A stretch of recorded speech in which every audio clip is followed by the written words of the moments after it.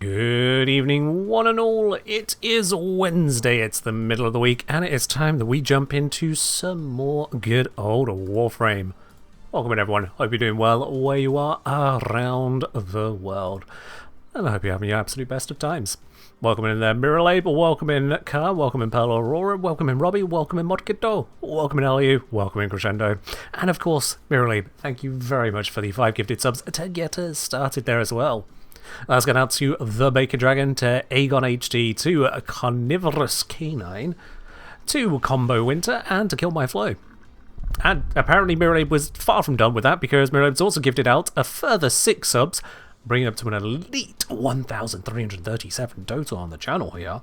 And that's gone out to the Naughty Reaper, to Ken16895, to Slacknopic, to Marblack, to Oru Karan, and to Avgard.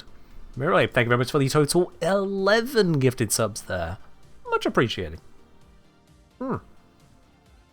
Much appreciated indeed. What is a elite gamer? Hold on, they put the number... Oh yeah, Crescendo has put the number 4 in the wrong spot. That is supposed to be G4M3R.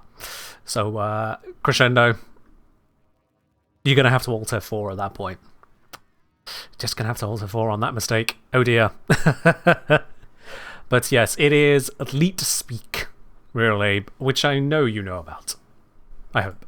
Surely you know about. Anyway, that aside, that is Miralabe's gifted sub, so let's get those straight onto the tree, shall we?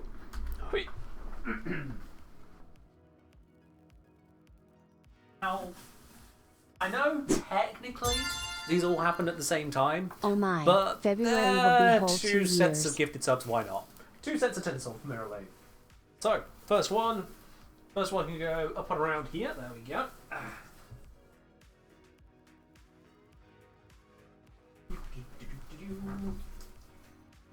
And then the second one, we've got gold, and now we've got a multicoloured one that can decorate itself up. Hooray! Up to there.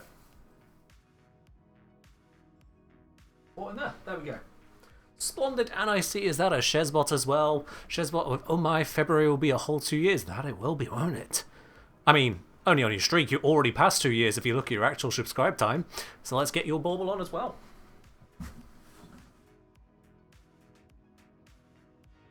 There we go. One bauble for your Shezbot, and that can go right there. Ta-da! Have I tried levels with persistence yet? Not directly, no. I was actually kind of waiting for DE to figure out what they wanted to do with it after they've nerfed it already once. But we'll see. To be honest, I don't feel like he's going to need it, because when was the last time I died as Lavos? I suppose when I shot myself during sending a test run. Pretty much. It doesn't feel like it's something I want to spend an arcane on, considering that Lavos is able to just kind of survive most of everything already. But to give up the shields for those instances where he'd be one-shot somewhere just doesn't seem really that necessary. It just doesn't feel it.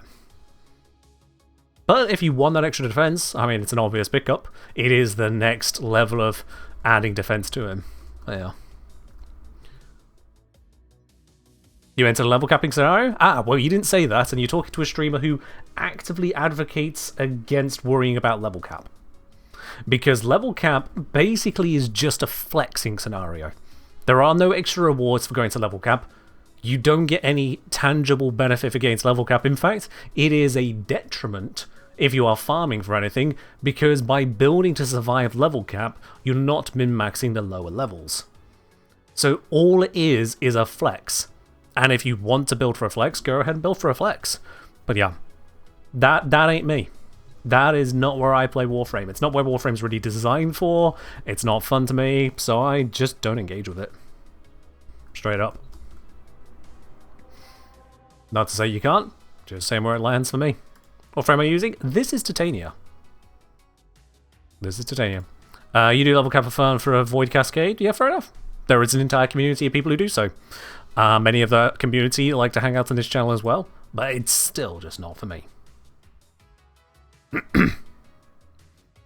It's just not for me. Moose, I'm fairly certain, is joking, saying they firmly believe that nobody actually goes to level cap because they saw me do it once and it looked like hell, so everyone else is lying. No, plenty of people do it.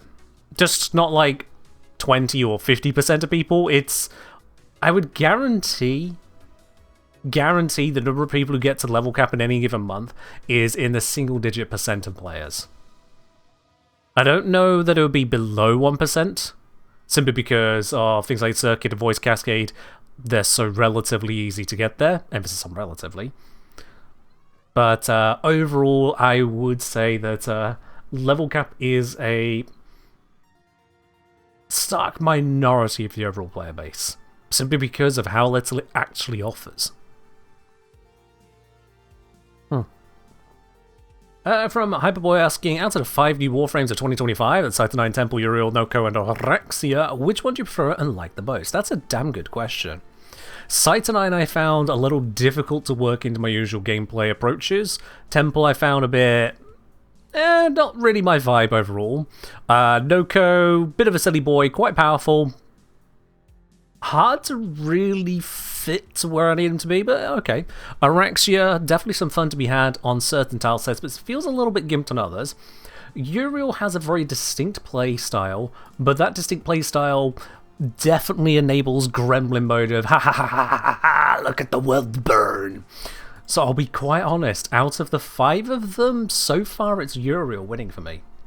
Uriel, then I'm probably a Uriel, Noko, Orexia, Temple, Site9 all on the tied for 3rd for different reasons. That would be my rough place for each of them. And to be honest, objectively, that doesn't feel like it should be that way for me. But from a pure enjoyment perspective, that does seem to be where they're landing. Weirdly enough. That does seem to be where it's landing. Happy Hour Honeymoon saying, would saw content creators suggest farming Samara standing by scanning enemies at level cap? You know what? On that note right there, Happy Hour, you reminded me. Let's go to the Plains of Eidolon. Let's go farm Samara standing, shall we? Now, level cap. What is the fastest one can get to level cap, I wonder?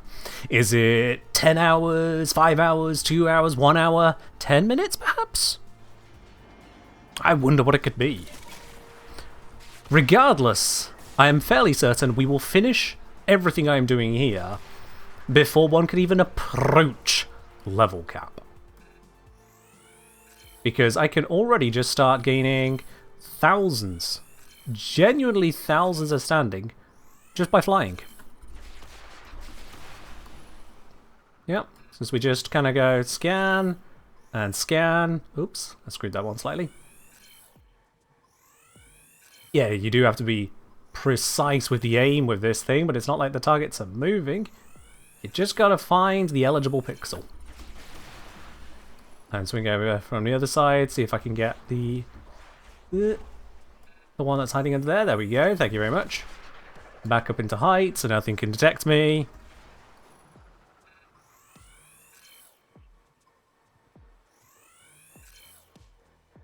Nothing on that side. Wow. Council of Ahek really interested in supporting the queer community right there. My word. I've never seen or heard someone quite so demanding of everyone to be out. Go off, I suppose, King. Help. That sounds like something inbound trying to be a problem. Yep, there it is. Hi!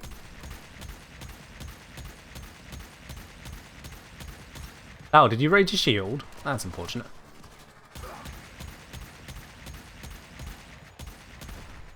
Anyway, I was scanning. It's just easy to get rid of them, so they're not a continuous nuisance. That one's actually undercover, so we can't scan that one, so that is this area.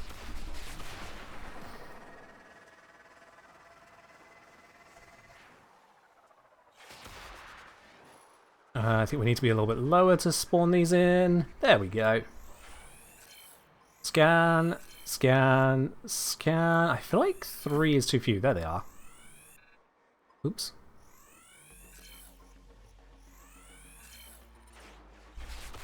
And there's actually some of these below me.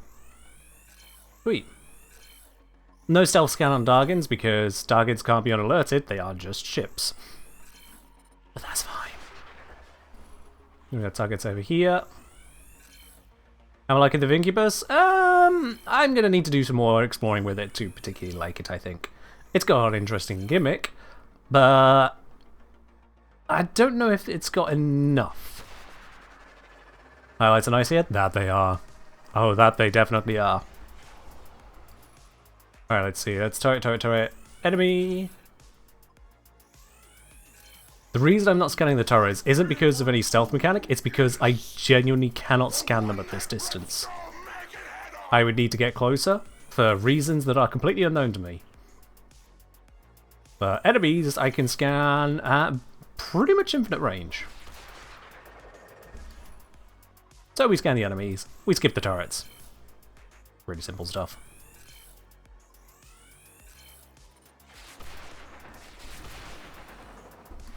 Here we go. Now I'm doing this on Steel Path because it massively increases the level, and by increasing level we just increase the number of, the amount of standing we get with each scan. I feel like I'm missing 2 enemies. 2 enemies that should be... Ah, there they are. I don't know why I couldn't see them at first.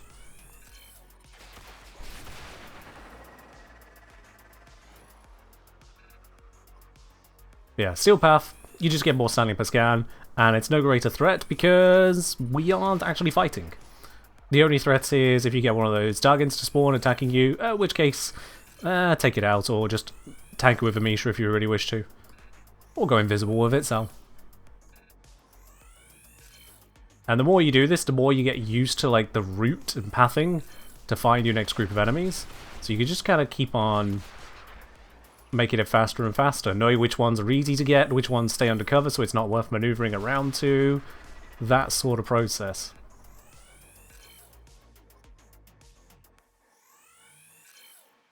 Far, far gone are the days where you could use Eclipse to speed this up, but yeah. Nothing's perfect. Already scanned that one. Now we go this way. Oh, hello there. Apparently got a stealth scan on that. That's convenient. I don't see anything else there. Next ones will be here. That one's actually not visible to us. It's just a highlight. I don't know why the highlight is capable of highlighting things through terrain. It does that sometimes. I try not to dwell on it. We should be getting close to max. So usually max out over at this final POI over here. I see no reason that should be different today. Come on.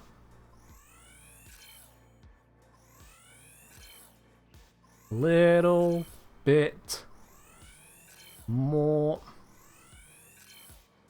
Ooh. Ooh. Ooh. Okay, we're not quite max. 32,276. I'm like 3 enemies away from max. That's unfortunate. Aha. That'll do it. 2 enemies away from max.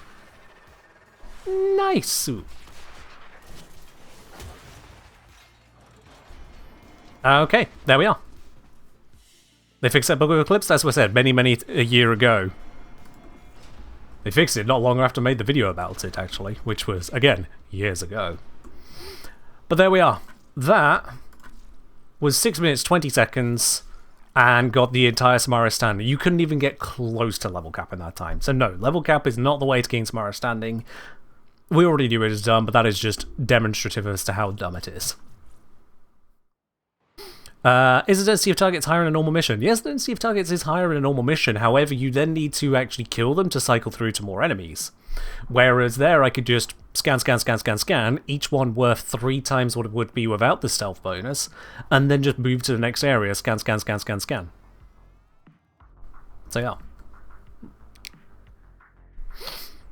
It's just effective with zero setup, zero risk. You just fly with your Archwing and you scan. The only two things you need: Archwing, scan. You can leave at any time. There's no objective to have to deal with. There's no killing involved. You just get the affinity and get out. Really easy. There. As I say, hey Ken, guess what I found? A kitten with 7 legs. What did Eclipse used to do? It was a multiplier to the scan speed for reasons that escape me. I guess the scanner was considered some kind of weapon damage. In any case, with a high Eclipse bonus, you could instantly scan things. It would go zap, zap, zap, zap, zap, and then just move on. Which is fun. Definitely fun. Have I got all the tower on focus? Not as yet, no. Not as yet.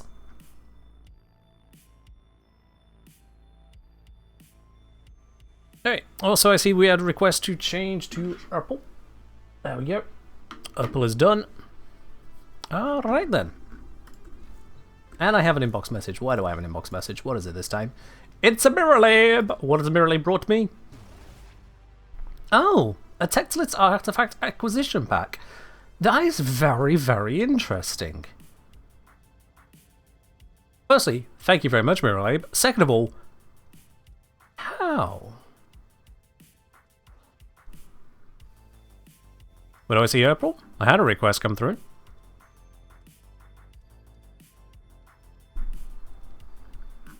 Right? Yeah. Anyway. So this is very interesting. Mirror Labs gifted this to me, which, again, very, very welcome. But if I go to my inbox, and I scroll down a little bit to the Warframe support team here, Tectolith Artifact Acquisition Pack. Okay. Oh, I see, Lars, I see. Thank you very much for the sleeping viewers. So I've received the Tectolith Artifact Pack twice now. A one-time thing. Out of curiosity, Tectolith Acquisition Pack. Yeah, see, I own it. So I can't purchase that. It's very weird to me that Mirror Lab could gift it to me.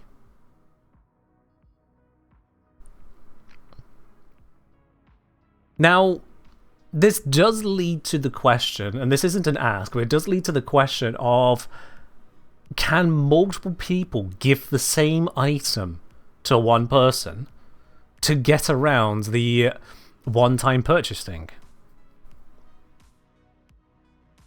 Could you, in effect, set up a network of 5 people where everyone purchases the pack for themselves and then gives the pack to every other person in the syndicate, as it were? Have I actually received it? Oh yeah, look at those resources, Ali. Those resources are pretty darn high now. I have actually received it. I'm saying the one from D is not the one from the market. That's not usually how it works. Because, like, if we have a look at these bits here, then. So we got the Varuna Medina collection and the Old Piece Gemini collection.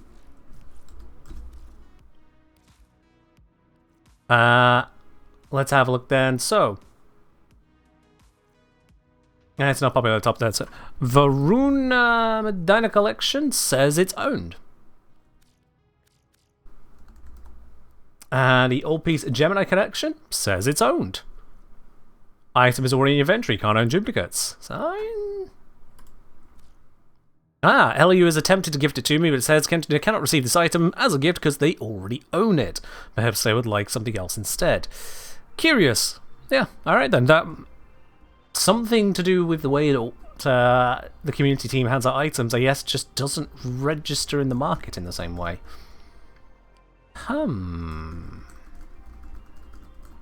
Maybe D's didn't count? Maybe. I suppose if they don't technically go through the market, maybe it just doesn't tick it off, but for the other things it's checking if I have the items, not necessarily the bundle. That said, I do want to point out, it is still weird to me the Tectalist Artifact Acquisition Pack can only be purchased once. I want you to think about every microtransaction game out there currently. I want you to think about all those mobile games that we see the horrifying adverts for on YouTube if you're not someone like me who actually has YouTube Premium. I want you to really consider all of the bits and pieces out there in the microtransaction gaming industry as it exists today.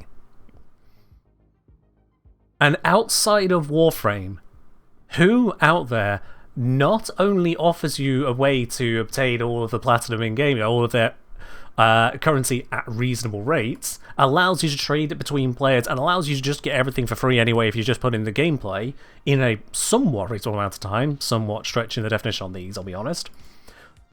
But to further lock you out of purchasing all of this stuff. To go so far as to say, no, we don't want your money. Do not keep buying this item, go play the game. How many out there, how many companies, how many games have that kind of a setup? When you think of various parts of the higher level access and items in Warframe, how much of it they just don't enable for platinum or any other real world currency or real world purchase. When it comes to the Incarnans, it took a damn long while for them to enable you to purchase the Circuit Incarnans, and then only when they show up in that week.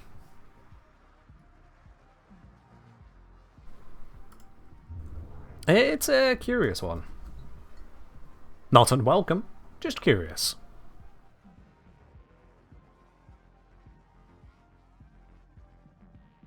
Ellie, that is exactly what I'm thinking on the mechanic side of that gift lock, yeah.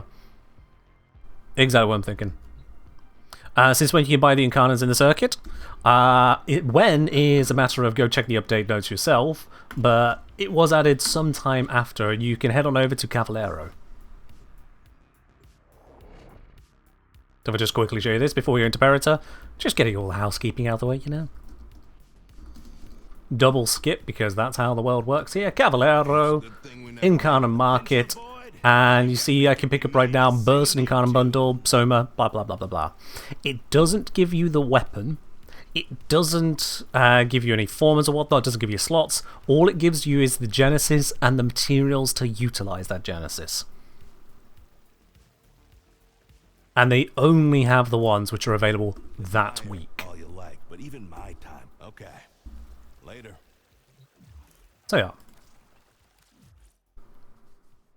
They originally added in a new set of Incarnans after the first round of Incarnans in the circuit. That new set of them came with a direct purchase only for those. And then later down the line, DE extended that to the rest of the circuit Incarnans on a week-by-week basis.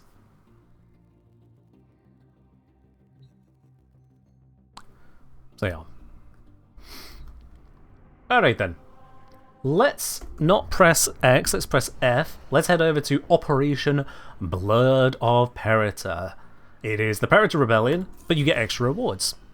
Which, hey, that's pretty convenient. Do the same thing, get more. And what I'm going to do this time, last time we stayed on Vazarin the entire time, I'm going to switch between the different schools. So let's start over here. This gives us increased melee damage and critical chance. Considering I'm playing good old Titania, that's going to do basically nothing for me. But I still want to play Titania just for the sake of flying around, actually. Doing it all solo? Yes. As I mentioned on the previous stream, with the nature of these missions, and just going on past experience on other missions not too recently, doing it in a squad would hide a lot of what's going on. And that's just not as great for the stream. Can I have my UI, please? Thank you!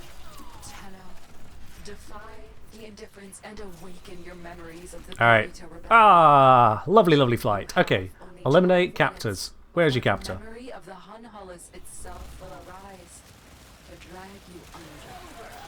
One down. Two down. Done. I suppose I can use this. You are free. Get into position. Okay, okay.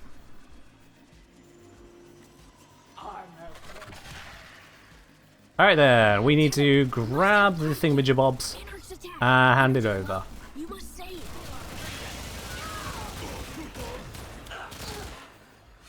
Where are the artifacts plus? Oh, there's one. Hurry, Tenno. Hypkin needs energy core for lift. Just gonna hand this over. Stay close to Hypkin, Tenno.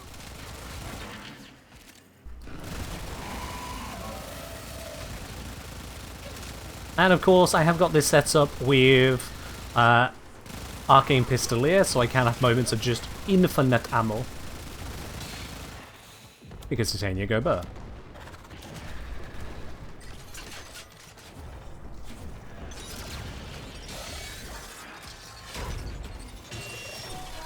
Power it up, power it up, power it up, power it up, power it up.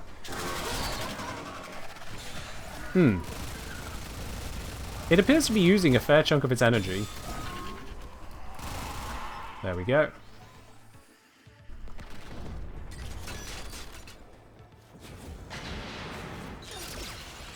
Let's power it the rest of the way up.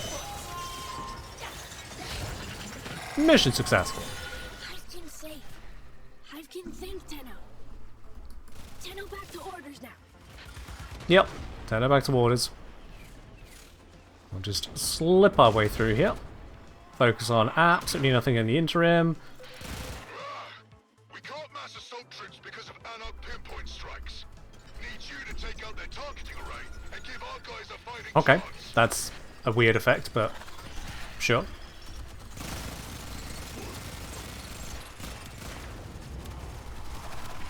I am trying not to perish here because this is Steel Path, and I don't have infinite defense. New access codes needed. You fine?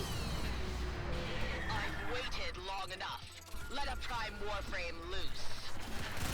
Hello there, Caliban. Are you affected by this? Probably not, but...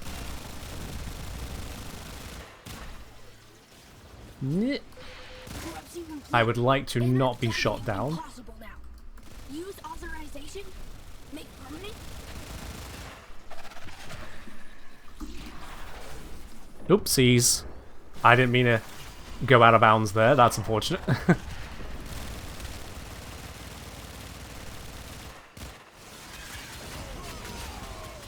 Will melee work for a bit? With all the benefits? It's getting some damage in. No, the Caliban. Focus the Caliban.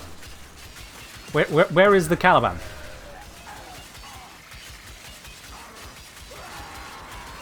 Why is all the damage gone?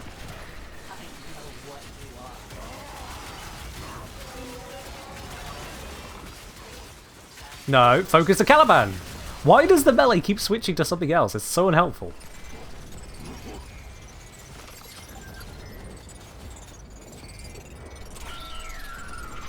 There we go. No collapse. I appear to be smoking.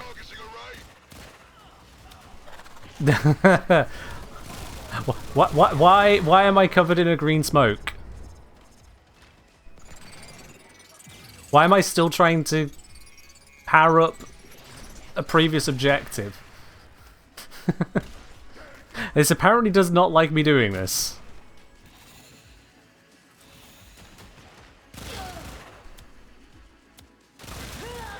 Command needs a functional Anarch shuttle. Why?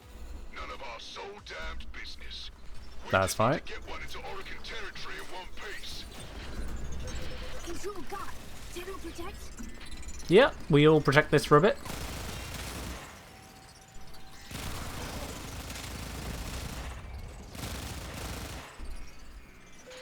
Anarch's airborne. Please protect. Yeah, we have got a help fix incoming. We'll have a further look at that when we're out of the mission. I'm sure it won't be anything too serious.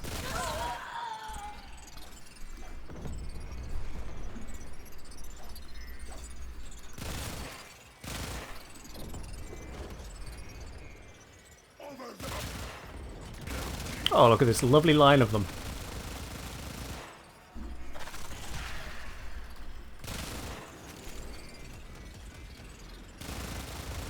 It feels like this one takes so long compared to a lot of the objectives. Because it's on a timer and there seems to be nothing I can do about it. There might be something and I'm missing it, but it feels like we can do nothing.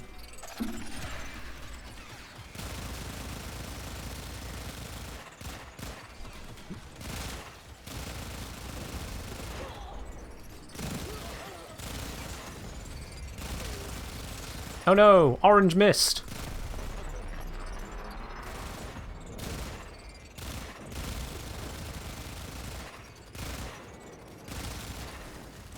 Let's just grab a bunch of these resources.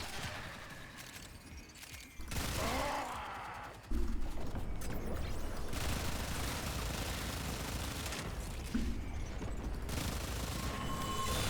got the shuttle and its cargo. There we go. Another fight? Shuttle sorted. Alright then, next, over this way.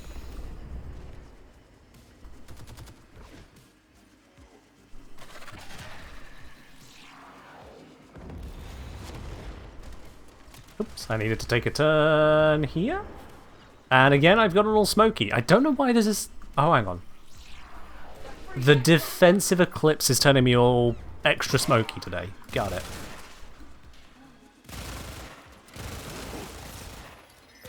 Dropships. Damn, already down to 5 minutes left? Bastards, hell. I suppose I did spend a while killing that Caliban.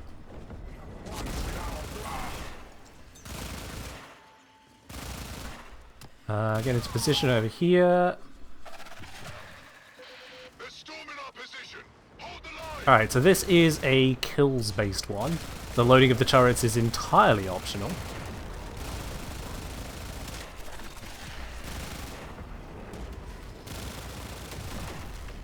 At least I think it's a kills-based one.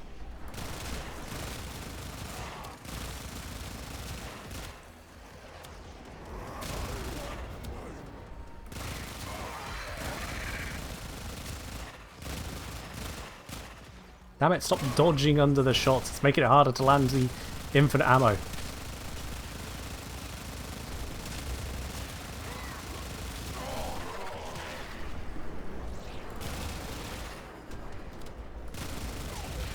Those warframes are all that make you special. See how you fare against one. Ah, Protea, hello!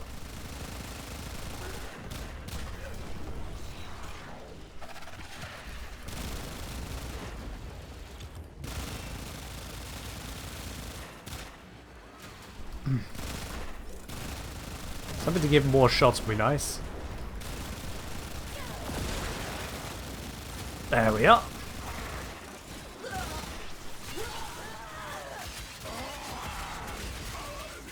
I'm just going to hold down E for a moment. Use the extra attack speed, why not?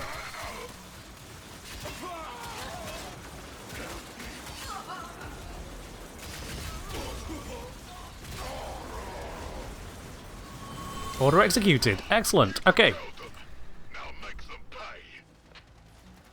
You don't think kills advance the timer here? I could have sworn last time I did that one, we did see that kills were advancing it, but maybe I'm wrong on that.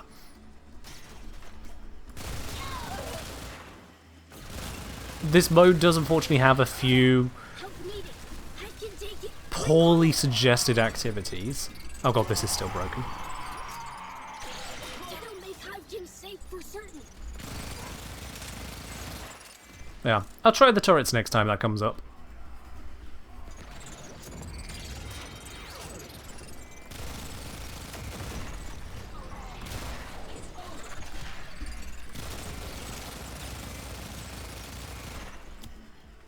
Okay, let's see, where's the next stopping point?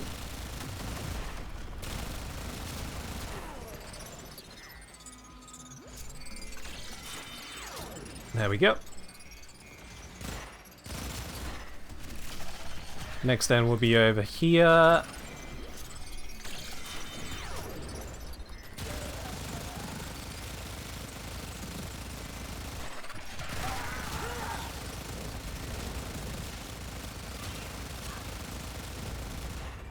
Order executed. Excellent. Next. Critical intel, but we've got to move fast. Over this way.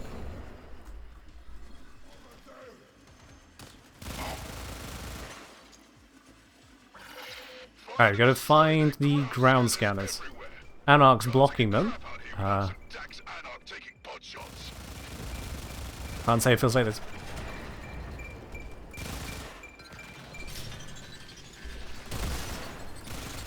One down. Blue signal. Much interference. Watch anarchs. Oh, can I not interact with it when I can detect it?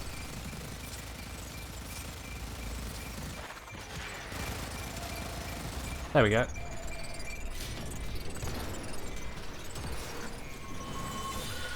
Done. Systems have gone dark. Take the move forward. New orders over this way. We've only got 36 seconds, so we'll try.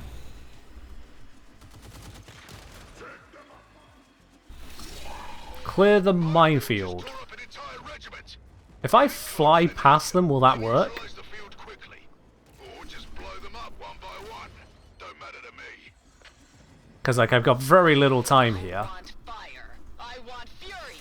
Let a Warframe take the field. Oh, really? A Warframe now? Ugh. No. Gonna land neither of those things in time.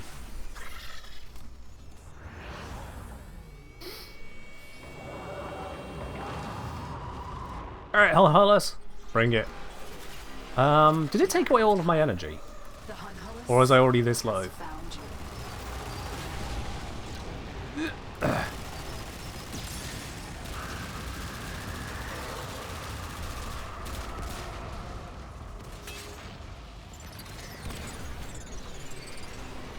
I've still got that effect on my operator.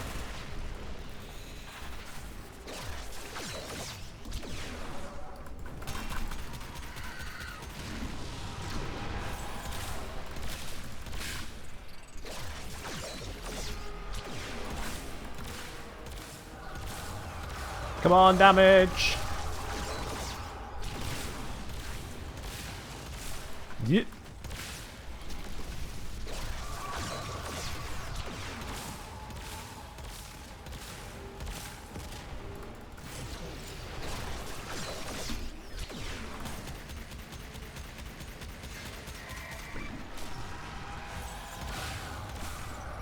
I'm trying to hold on best I can here, but it's not doing what I hoped. I don't have enough energy to maintain my 4, and that wasn't doing as much damage as I was hoping either, so we're just going to have to kind of ride this one out.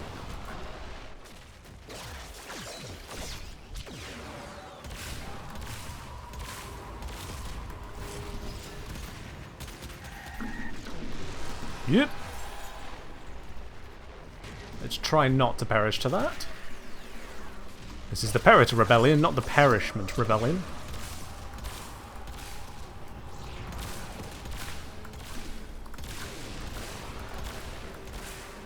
Okay, yeah, this weapon does feel like it's cutting it.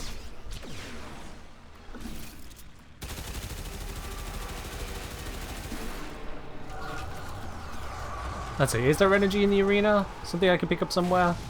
That's ammo. Ah, there it is. That gave me 100 energy. Okay. Let's give it a whirl. I also can't activate infinite ammo. Oh no, I can on those little things. That worked. Okay.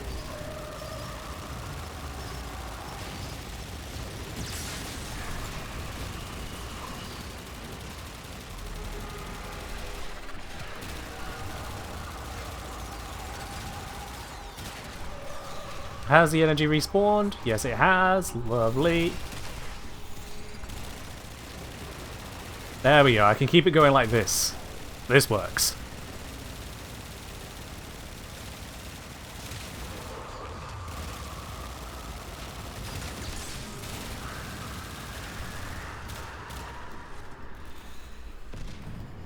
Grab more energy. There's another one of these things. There is. There we go. That is how we can get Titania to work on it. Okay. We'll skip that. Get forced out of Razor Wing to go into Arcwing. More's on it already. And I feel like I should just be able to hold fire here.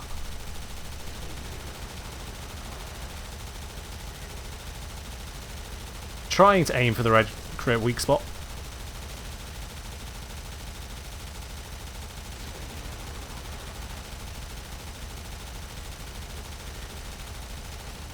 Yep. More Solon plus Amisha. You fought with honor. That worked. Then and now. Well done, my Okay. So yeah, I'll be honest, given the mobility of Titania didn't account for any additional objectives, I don't know if I really want Titania for this, in general. Alright, so we have got a hotfix to install, so let's switch ourselves to an intermission whilst I get that done in the background. Un momento on that.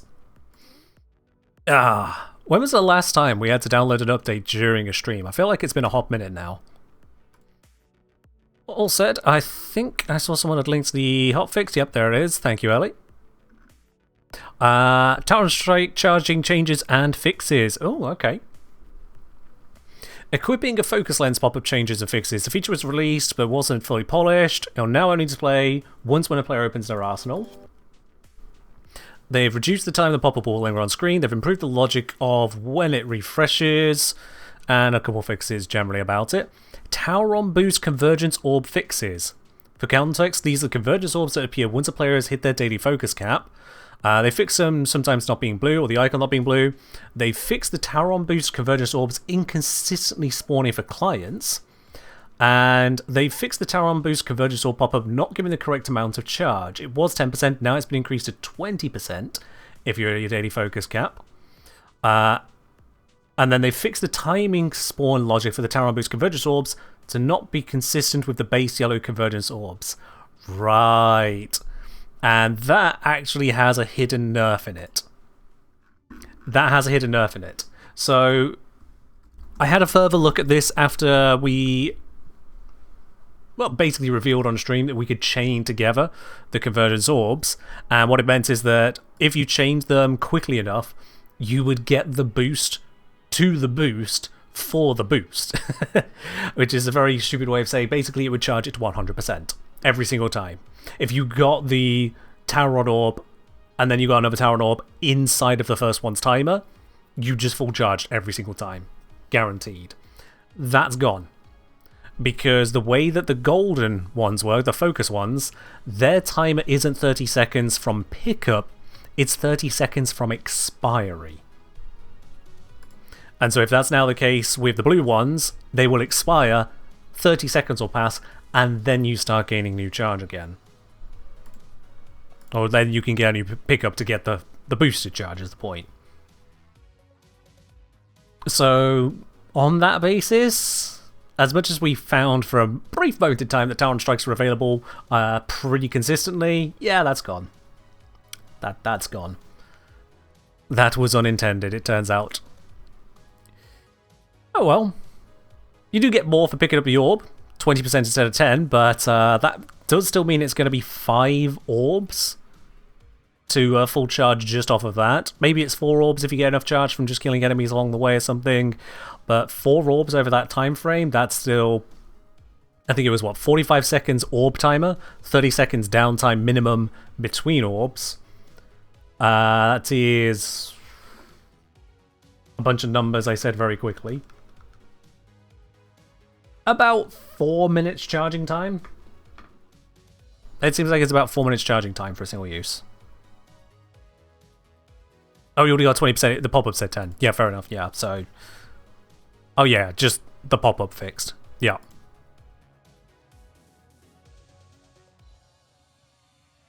So yeah, that's a little bit of a downside on that.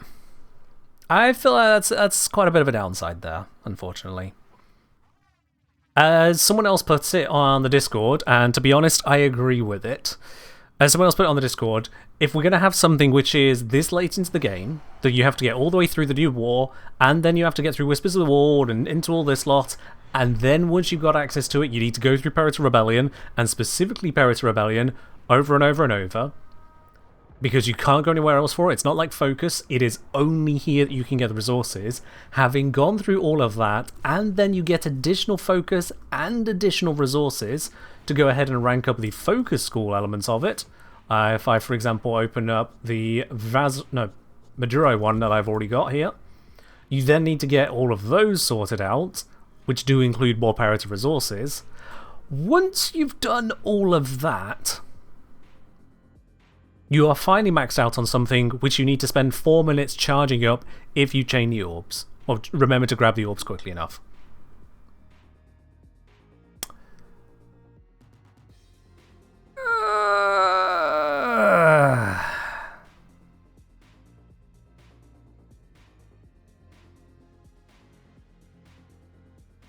Yeah. Now, as some people are pointing out, there is a unique use case in the Warframe one, which is completely free revival of players, especially if they're in a you can't be revived mission. That's game changing.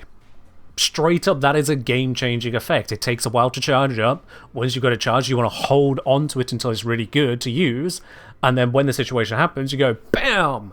Fixerinos.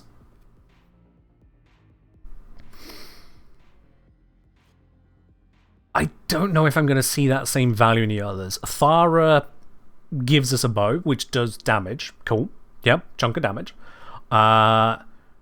You gain some strength off of it for each enemy hit by the initial strike.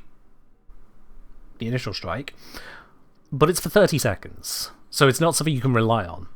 On dealing damage, deal more damage during the 30 seconds. Arrows just affects a bigger area. Arrows affect more enemies. So for the duration of it, it hits a bunch of enemies, and then it runs out. And like, that's cool, but it runs out. It just runs out, and that's rather unfortunate. That's my first pickup there.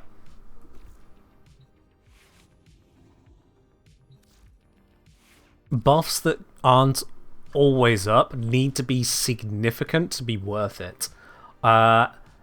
Certainly for the number of hoops one has to jump through there. To give you a comparison, if you go into a Void Fisher, you can pick up not a plus 100% strength, you get a double strength, double range bonus if you get the buff on your Warframe.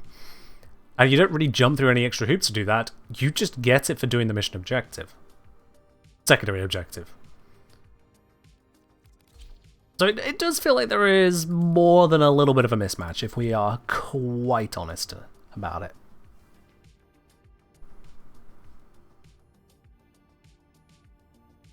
Hey. As and when I get the others, I can really try them out and see how they feel, and what the value is to me on them all, but there does seem to be a lot of you don't get to enjoy stuff long enough on that, and for the amount of effort involved, that feels rough. Like, if you look at your earlier game systems, which is mods, you invest and you invest and you invest, you farm up to get mods and put the endo into them, and eventually you end up with some nice high power bits and pieces, like your Galvanites if you go into mid to long game on it.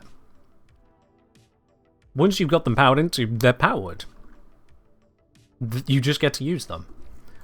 When you get to Arcanes, it's a bit more hoop jumpy. But yeah, you can have yourself some insane shield regeneration, give yourself a whole bunch of fire rate. You could do things that you couldn't previously do, like give yourself some absolute crits on weapons that normally had basically no crit chance. Give yourself infinite ammo on pistols. Give yourself some insane parkour bonuses. Give yourself immunity to magnetic procs. Things that do new things, or things that do significant stuff when you meet those criteria.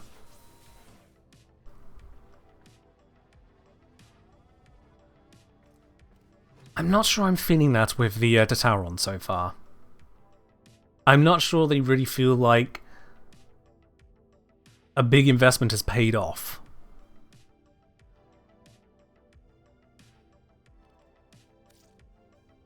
It's not feeling like it so far, that's all. Do I have Sevagoth Prime? I do, yes.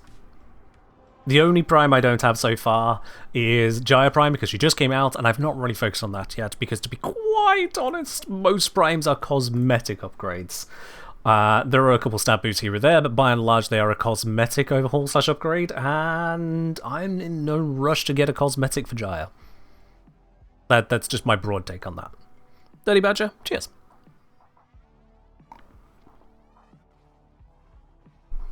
So, having pressed the wrong button again, there is Perita. Let's switch up.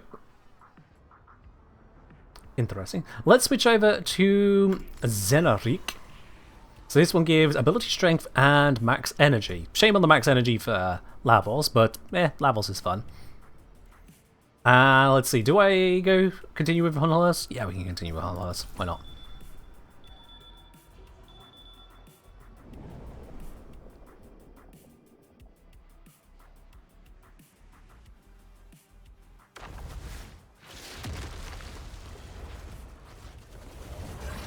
Alright then. Let's wait for my UI. Kill. The indifference lurks where you dare not look. The hidden past.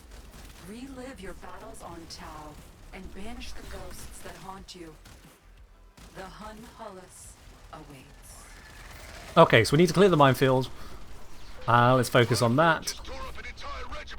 I should really interact with them, because I've got those I can spam, which does make it faster. I just need to spot them. There they are. Order executed. You saved lives today, Tenno. Keep going.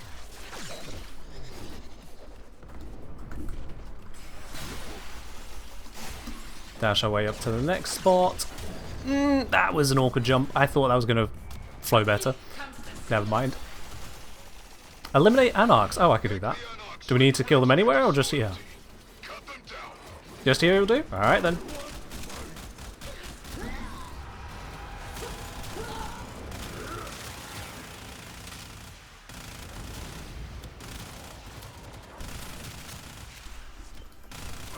It is impressive just how many Anarchs there are when you think about it. Like, this is more than a few of them.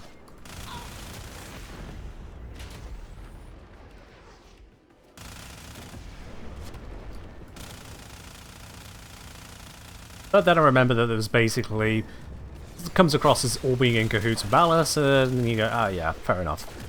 He's bankrolling the whole BS. Order executed. Pride was their death sentence. If only they had listened. Keep moving. Where is this trying to take me? This way. Nope, wrong turn.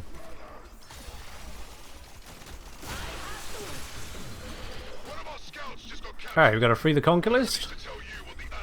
Pop that. I'm going to go through so many ciphers trying to do this as quickly as possible. Follow Tenno. This is definitely a cipher burning mission.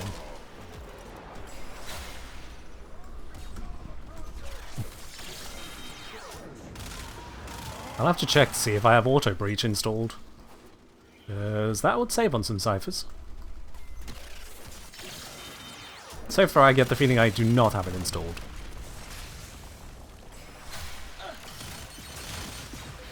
Your Warframes cut down my comrades like cattle. See how Yep. Oh, I need to pop that. And then let's focus on the Caliber.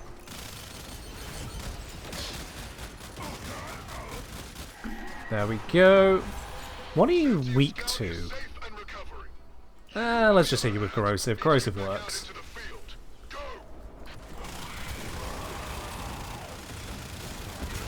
I'm taking a bit of damage there.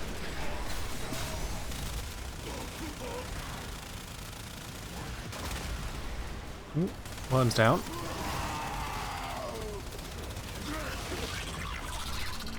Right, Caliban, where are you at? You are resisting a lot of my damage. Please stop How did he die?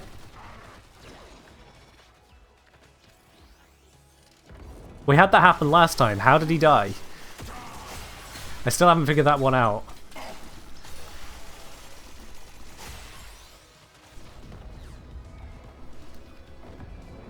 Here we go.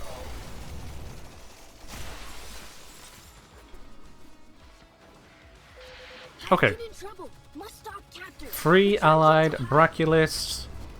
Here's one target. Hivekit, you are free. Follow Let's Tenno. go for the next one. Target.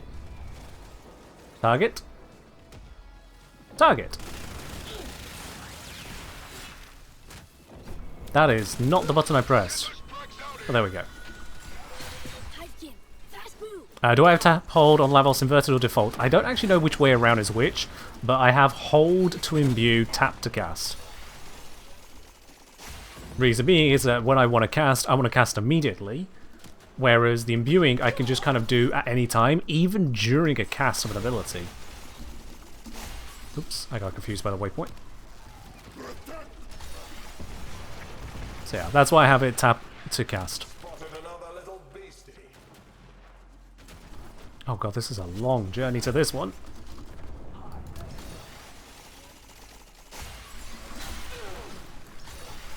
Nope. Whatever. Okay, it's another one of these energy gathering ones. Let's do it. There should be a bunch of baddies over here.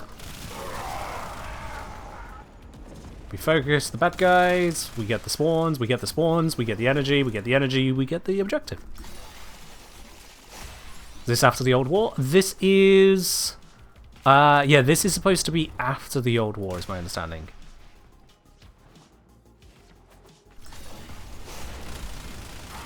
There was a very brief moment in time where there could have been peace over in Tau. Take seed core to Ken.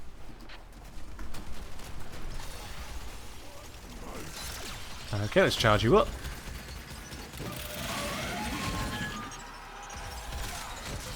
Energy is life. Middle of Old War? Honestly, we're not very clear as to how far away the drums are we?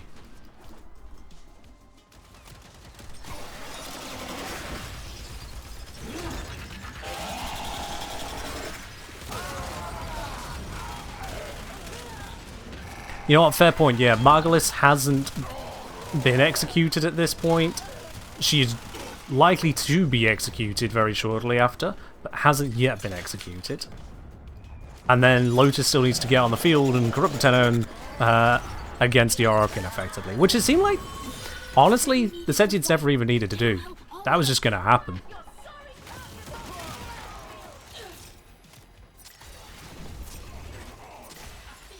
Like, from what we've seen, do we really believe that without sentient involvement, the Naga drums would have never happened? Got an allied targeting array lining up shots for their big guns. Your job? Right, that's active. Then destroy. Instant code, don't mind if I do.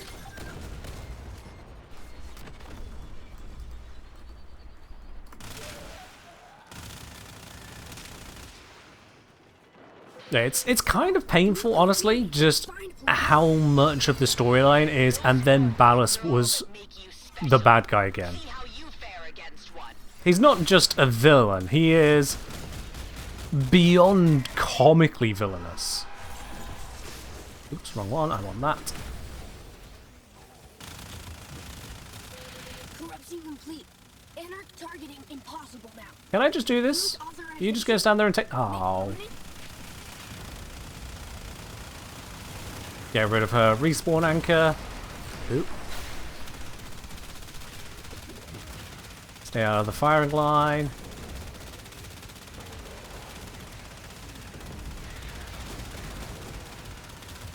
Come on. Perish. Ah, what does one have to do to make you perish? Ooh, not stand in the middle of that, that's what. There we go. Okay.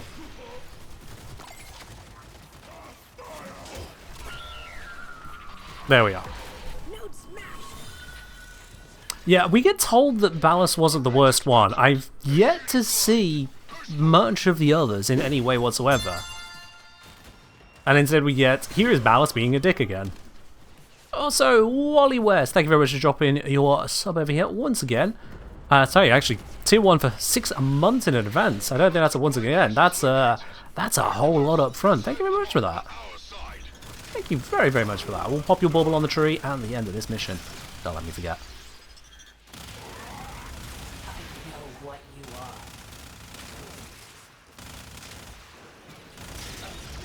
Yeah, I'm gonna try a different approach after this Lavos run. The Tenno captures a cache.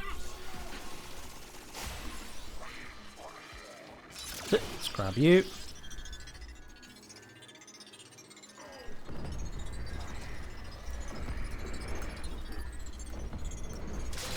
Supplies Another down. Battlekin to be much relieved. Yeah. Get me to it before they take it. They spawned on it, which is really unfair of them. There we are.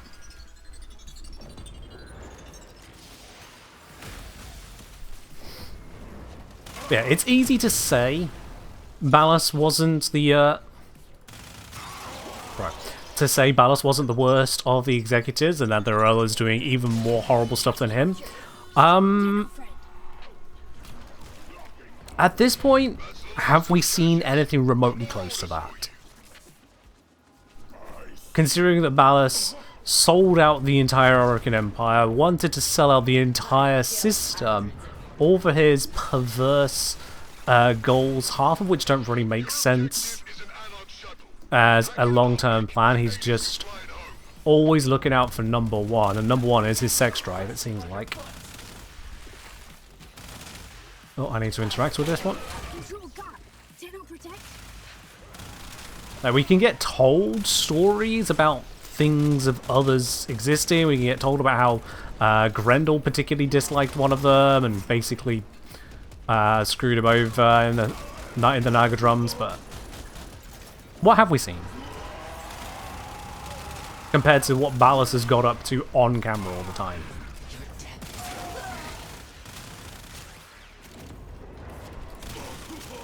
Now, if I'm supposed to find other executors problematic, I kind of need to feel something towards their problems in the first place.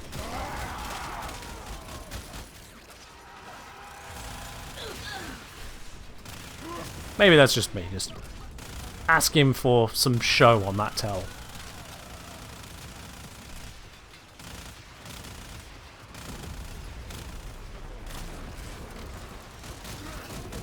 Oh, we're not going to finish this, are we? Well, okay.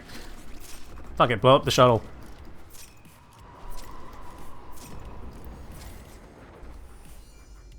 Hello, Moon.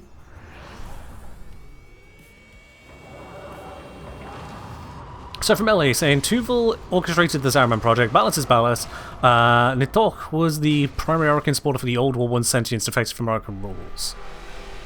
Okay, I mean... I don't think we're really going to hit something that nails exactly what I'm on about, let alone satisfies it.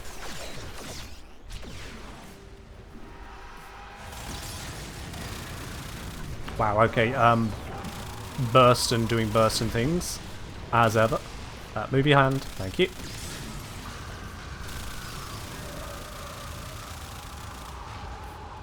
Oh, I think I need a little bit more of this void juice.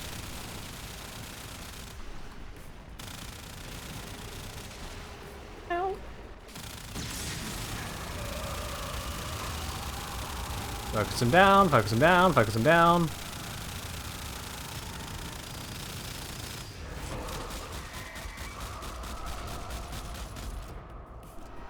Got it. Skip cinematic. Immediately taking damage there. Good thing we have a way to prevent it double tapping us. I mean, if I can just get up close, I can more easily see where I'm shooting, right? Because I want the feedback of the red crits to know I'm hitting the right spot, but it's a little hard to see through. But there we go.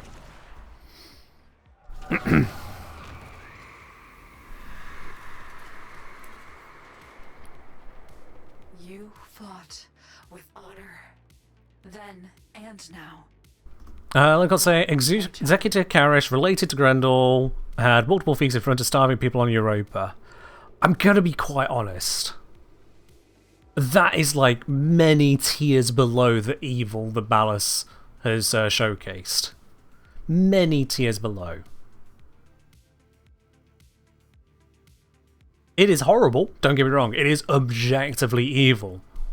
To be like, yes, I have more food than I need, with extra grafted on stomachs, and here is someone in front of me who is starving, let me show him how much I'm going to eat. Yes, that is clearly evil. It is evil on an individual scale. Meanwhile, Ballas, so if I corrupt these students who are trying to bring about peace into unwittingly wiping out all of the flowers that give an entire species free will and sentience to do as they wish, I can bring about more war and destruction. Yes!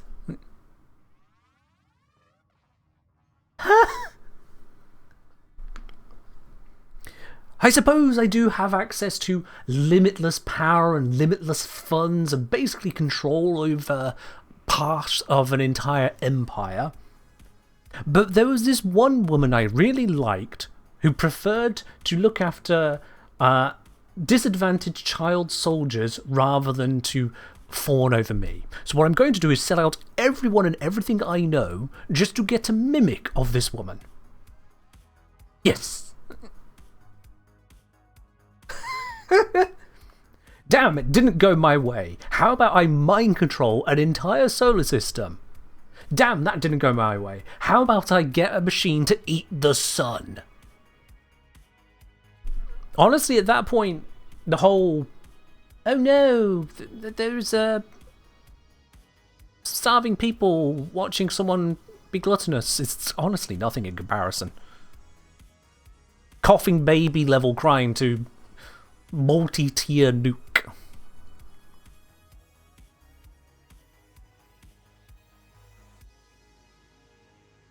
Seriously, it's gonna take a lot to describe not one but multiple executors as worse than Ballas.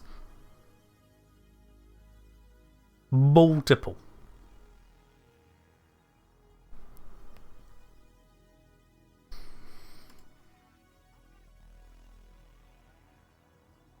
Yeah, fair enough, Ellie. Yeah. Just further driving home how ridiculous the whole sun-eating situation was, yeah.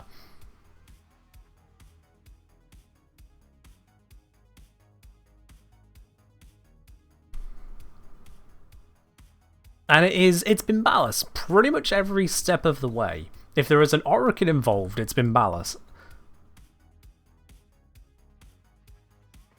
Oh sure, we've got some crappiness with some of the Corpus higher-ups. Oh, we got some crappiness with Arboris Intrati, and let's face it, he has indeed got involved in a lot of crappiness.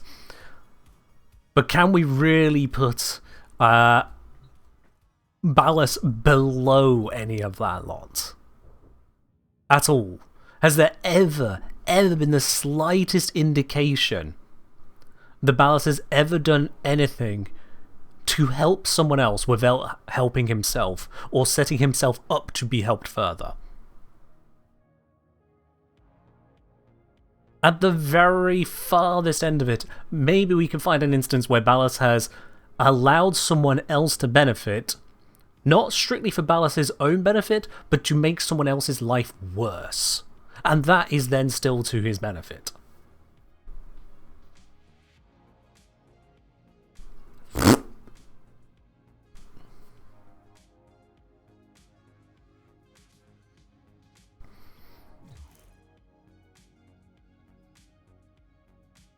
So yeah, he's right the way up there.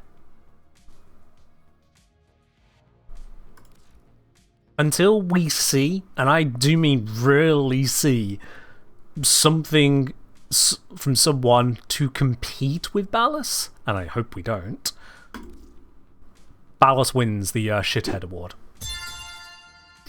Dark Wolf Seal, thank you very much for dropping your Prime here up onto 2 whole years. Would you look at that? Much appreciated, Dark Wolf. Absolutely. And at the same time, we have some gifts from Mirror Lab. What do we have here? It's 4 gifts at once. I wonder, is it going to be a set of boosters? It's a 30-day resource drop chance booster. It is a 30-day affinity booster. It is a 30-day resource booster.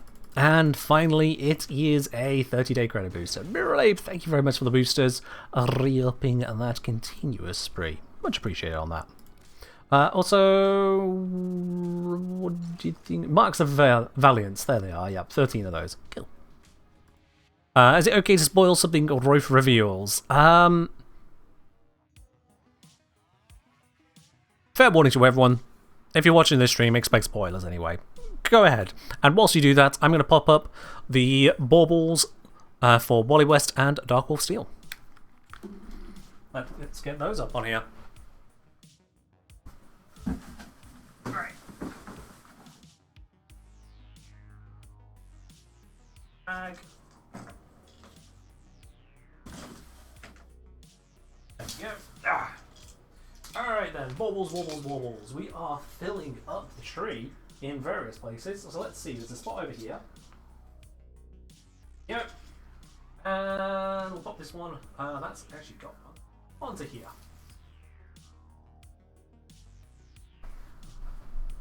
Beautiful.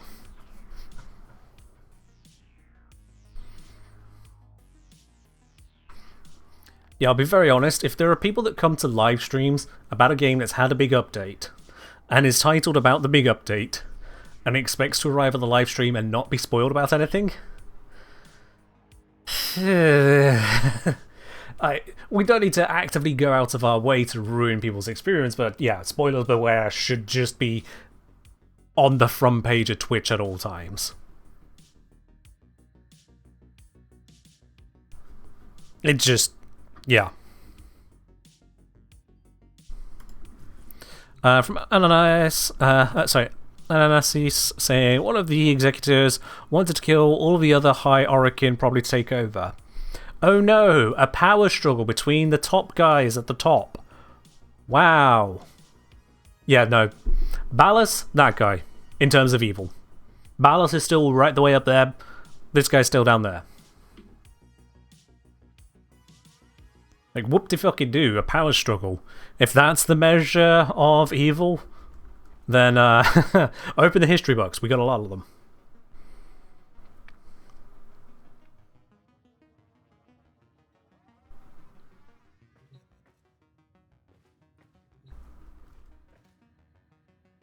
They fought but never massacred levels, stepped over to Ballas levels. You're not selling it to me. We'll look at more of that another time. This is before Ballas went all in? Alright. But like, again, you're still not selling it to me.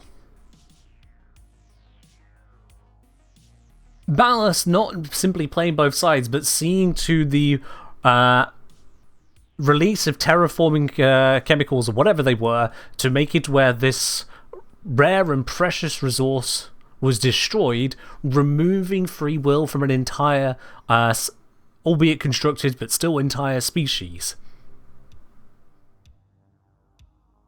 This about Ballas, the person who would then sell out the entirety of the Orokin Empire and the Tenno to get in with the sentience that he did actually just betray there,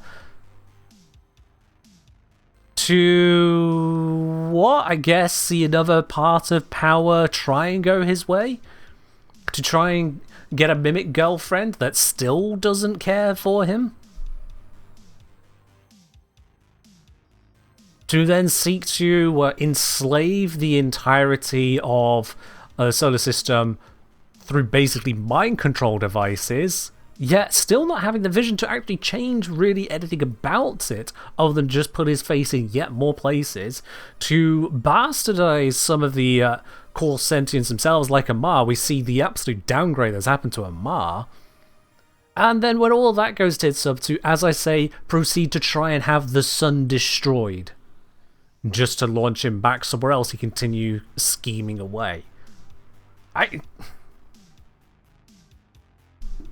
Power struggles are nothing to that.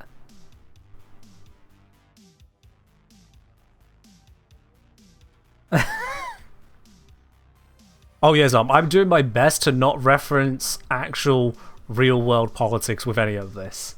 I'm really doing my best not to draw any comparisons, parallels, or otherwise to actual individual real-world stuff, because we don't want to become a politics stream. Down that way, madness lies.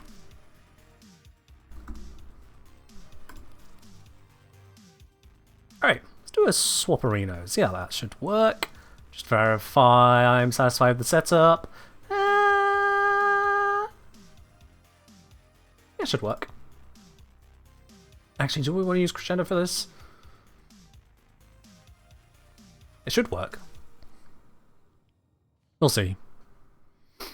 I might have been dead, so I guess revival wasn't going to go that well anyway. You know what? Imagine if someone dies and the best people can go is, let's mutilate their corpse. Is that a good person?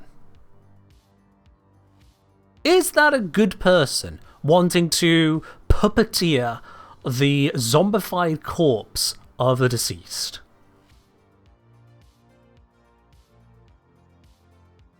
Is that in any way something we should permit or try and give excuses for?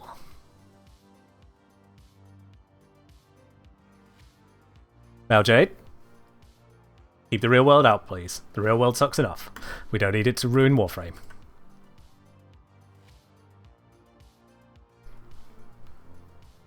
So yeah, honestly, Ballas and everything he's ever stood for, fuck him. Fuck him. Alright, once again, we don't need to be on this screen, we need to be on this screen. There we can just load up there, just making sure I'm satisfied with this. Let's switch Praedos over to Inodem, just so I have another finisher option available to me. Yeah. Do I want to use it as standard, or do I want to use it as the Blade Storm setup? Because as much as, you know, music of a Blade Storm is no longer a thing, it is still a finisher-designed weapon that way. I'm going to do it like that, yeah. This gives us health and status chance. Yeah, alright.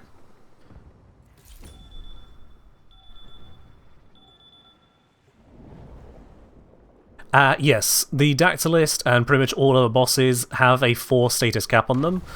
You can bypass that cap in some very, very limited ways.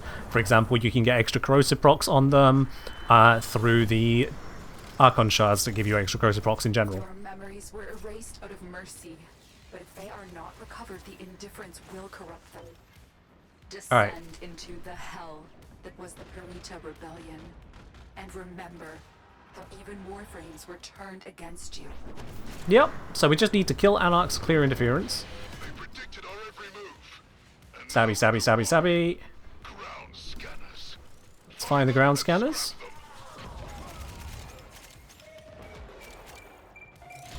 Blow up that one. Head over to the other location. Detector scrambled.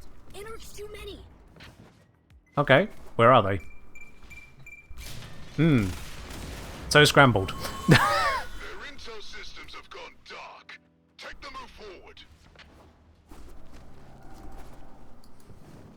This land was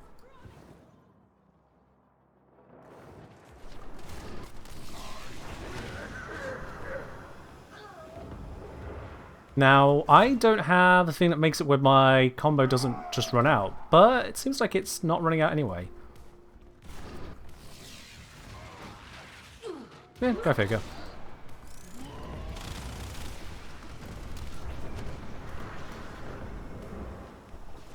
Yeah, getting between positions only takes a while, but... Thin the Anarch ranks.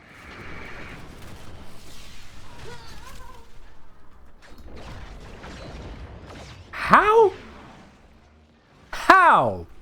How did I grab that? I was here. Huh?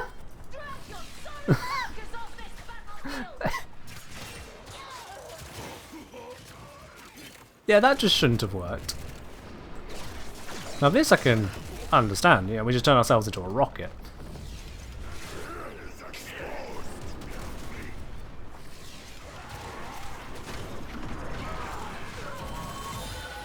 Order executed. Wonderful. Into the mud, and I feel a little twinge of pity. I remember what they did to my brothers. Alright, we gotta clear the minefield. Oops, I ran straight into that mine. To this minefield. We're stuck until those mines are exploded or hacked. Understood? I understand. Gotta find them. There we go. Another down. Another down. Fawning fools think you're the only ones with warframes? Allow me to educate you. Hi, Mesa. Can you wait just a moment? I'm dealing with mines. Alright, thank you. Where are you, Mesa? Dax used to deal with minefields by sending Grenier in. Disposable, you see. Next objective. Where are you at? There you are. Nope, you threw a wall. There you are. Wow, that did not do the damage I was expecting there. Do I just not have any stacks on it?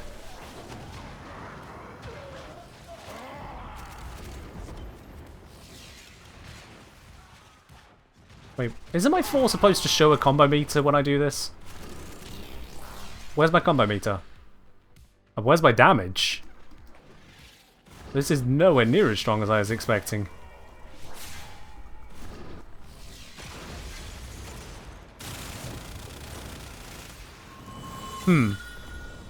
Ash might not be the solution I was looking for here. Does combo meter vanish with fully stacked crescendo? Ah! Is that what it is? Hold on. No idea. No idea.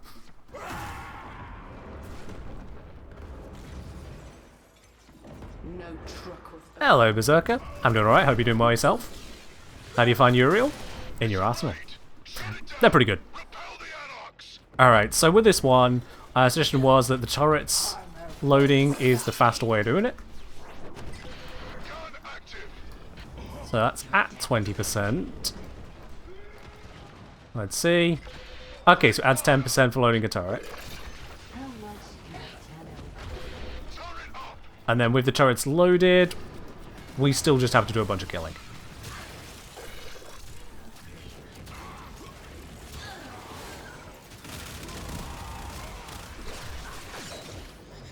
How'd that miss? What?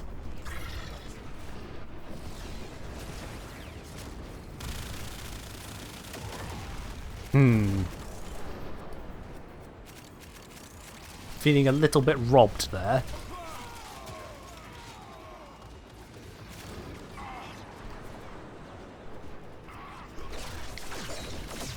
That's what was supposed to happen.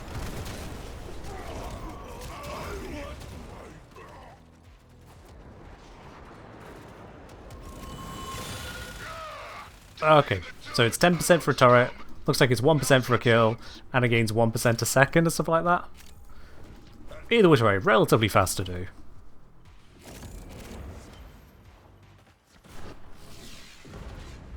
Stab one of those guys on the way through. Ops has identified one of Galastra's commandeered primes. Draw them out and neutralize them. Oh, prime fight.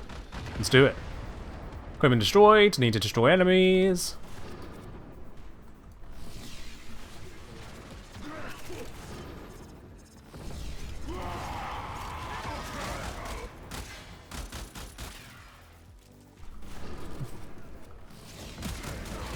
As previously seen, I'm going to need some bullets on this.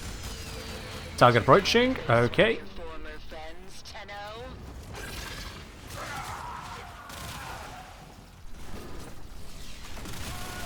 So what much can I actually do about this?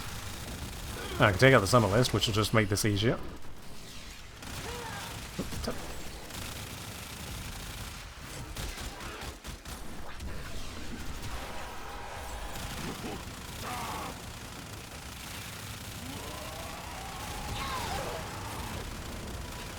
I am just kind of holding the fire button and hoping that it does enough.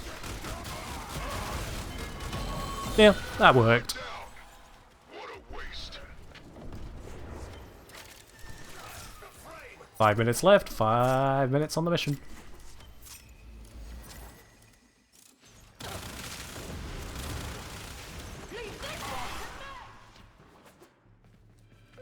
Tenno! Hivekin stole it!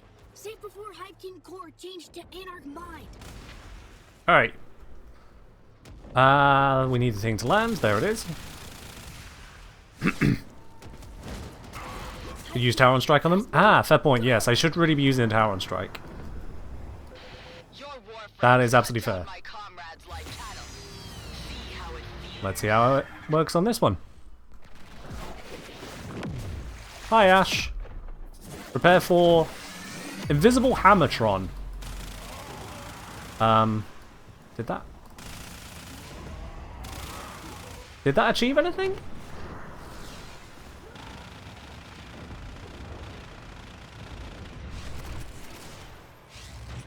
Okay, he just lost like half his hit points to something, but I have no idea what. I really have no idea what causes them to lose so much health suddenly. Oop. Get those packs out here. Hivekin, you are free! Follow Tenno! Yep, still no idea.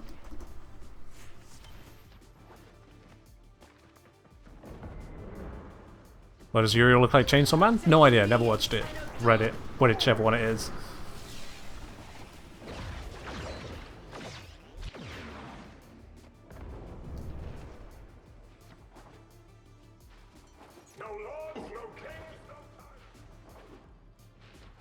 Okay, Full of weapons and ammo is en route to enemy positions. let's destroy the Anarch supply transport. So the way we destroy it is we just shoot the little side pads on it. And this one we do definitely ignore the suggestion, which was to destroy the repair pads. Unless we come across one too close, then we take it out. But mostly we want to just focus on the ship thing. Transport. Like that. Transport is scrap. There'll be no relief for the Anarchs today. Now make it count. Next objective. Mirrorlabe. Perita Rebellion feels really good as a bounty, says Mirrorlabe. Bounty system. The open world bounties always feel slow, but Rebellion feels like a good pace. Fair enough. Considering it's a much more recent development, I would be surprised if it was the other way around. But yeah.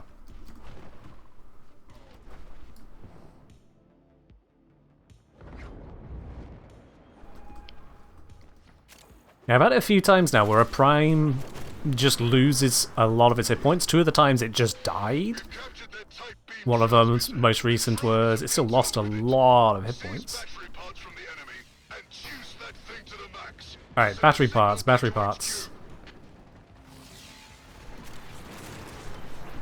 Somehow B spawned right there.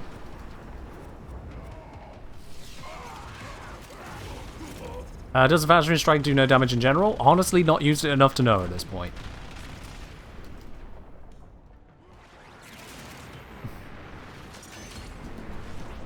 Battery assembled. Battery crew! That's one in.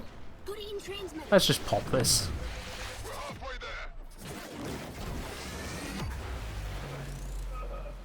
there. It does a good job of making sure I can't see.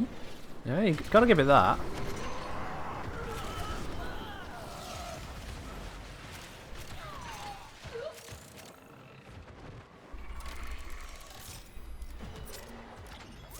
There we go. Uplink successful. Can't let this data go to waste. Let's go to the next one. Objective.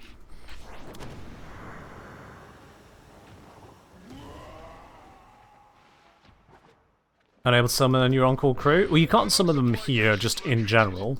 But outside of that, if you're experiencing a very specific bug, make sure you do report it with exclamation mark bug.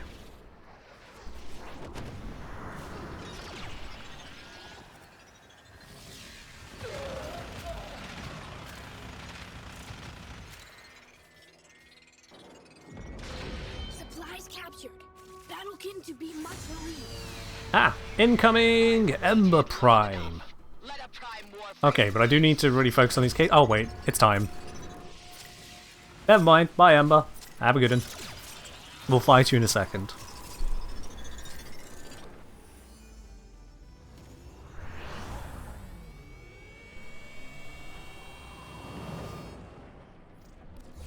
Okay, so we start with Ash. Now my Arcane Trickery isn't going to work as much here, so I'm going to spend a lot more energy on Invis than before. That agony again. No, I was trying to use Tennokai. Don't expend my... Good thing I can quickly rebuild the charge on this one.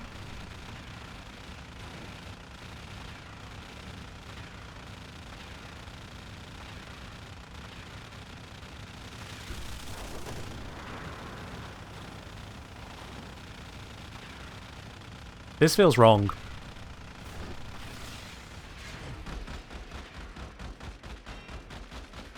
This just feels wrong.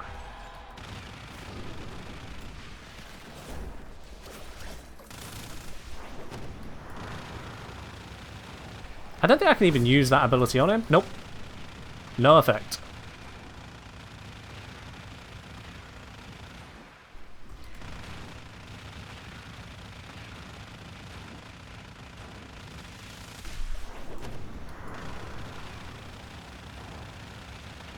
Just keep firing, just keep firing, just keep firing, firing.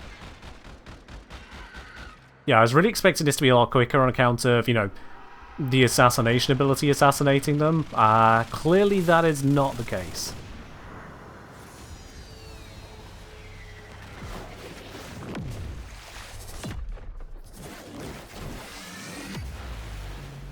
Okay, whilst that didn't do a lot of damage, it did give me another source of invis.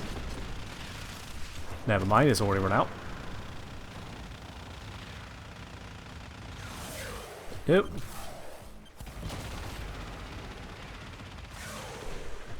I'm rolling. Why is it still hurting? Okay, I'm rolling. Why is it still hurting? I'm getting out of the AoEs as shown on my screen.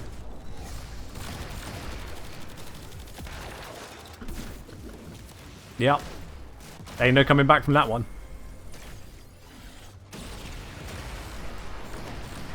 Cool, I respawn and immediately lose my companion.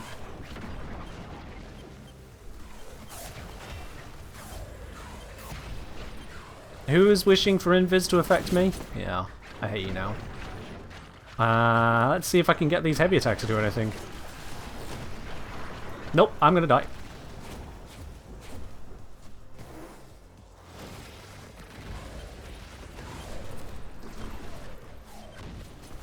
I think I have to move really quickly to dodge. Nope, I'm not even dodging even with that. Okay.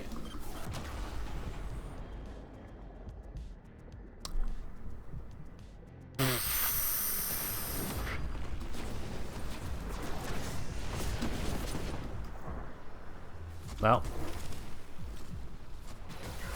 And that life is gone as well. Okay.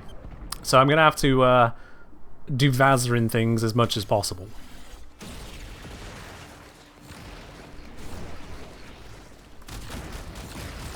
I can't see through that energy color. Why that energy color? Why that many particles?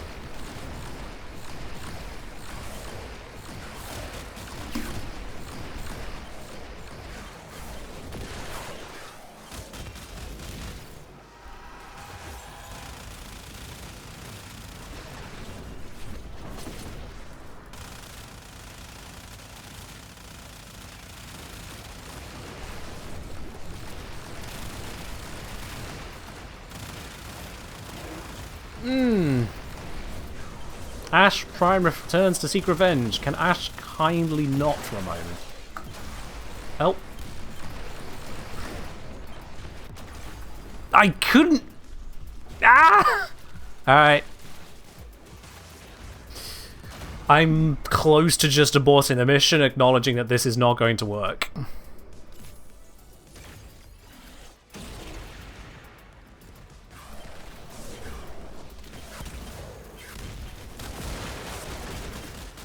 Because that damage attenuation is bonkers. And I basically just have to Vazarin spam or die.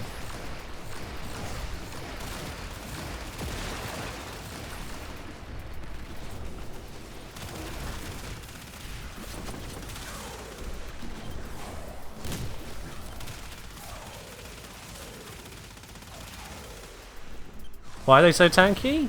Because they have access to Orokin mods, which are stronger, but we're the Orokin frame, so no. Yeah, I chose Steel Path, hard mode it is. I chose solo, hard mode it is. I can't complain that much, I guess.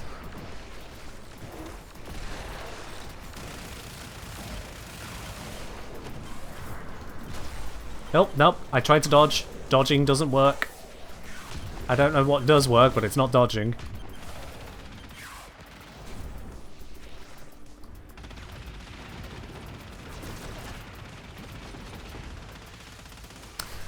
I'm gonna quit. This is evidently not gonna work. I'm not gonna spend the next few minutes not succeeding. I'm just gonna quit.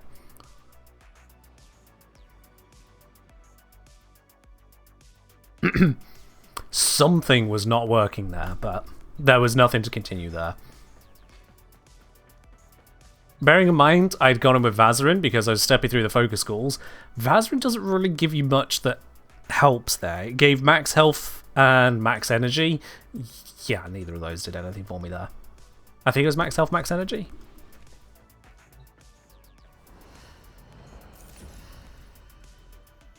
No, max health and status chance. Oh, even worse. Yeah, no.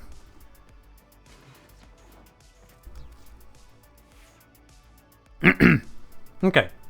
Someone did rightly point out that there is the opportunity to use Raffle Advance.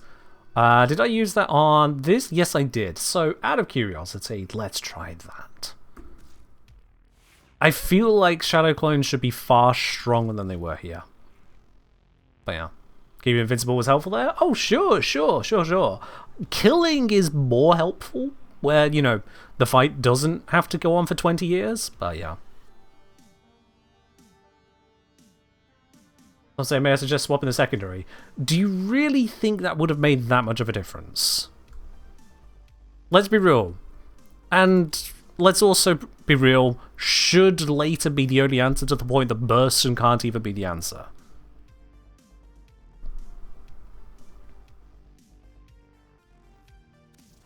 Science because they can't do anything, they can't use abilities. I'm not going to go for that level of cheese right now, but we'll keep it in the back pocket.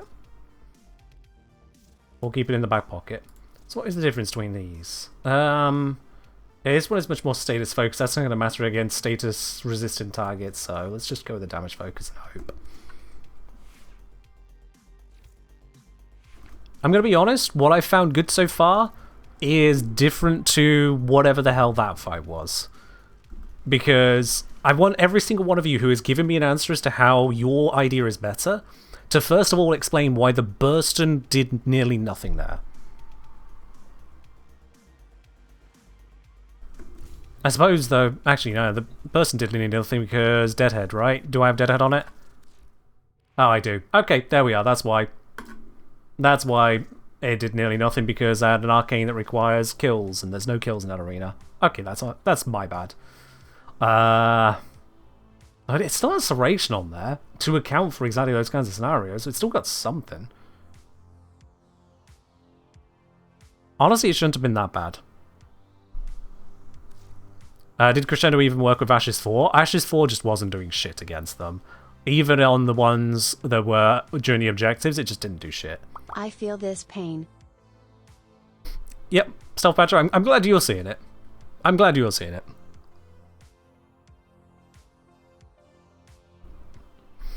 So yeah, maybe it's something about the way the Burston works, but I was using a precision weapon with high crits on a headshot focus. By all theory, that should work. I keep pressing X. So I'm going to do that one other switch with Raffle Advance, just because, yeah, shed loaded crits does tend to eat through stuff. But if that doesn't work, yeah, done. I appreciate that Burst does have a radial portion on its attack, but it's a very precision weapon in general.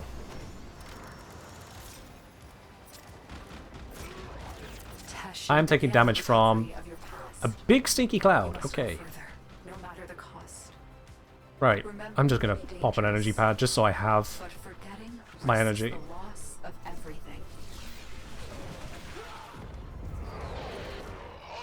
Ayat and stars? Yeah, okay. I've got a very low max energy with this build. We'll see how that works out.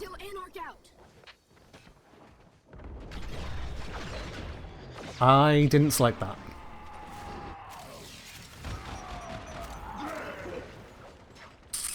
Okay, out of energy. This might not be the build either. Installation's invisible variant? You're not wrong on that. You're not wrong. I'll be very specific for Ash, but yeah. Okay, yeah, this is the wrong build for this. I don't have the energy income.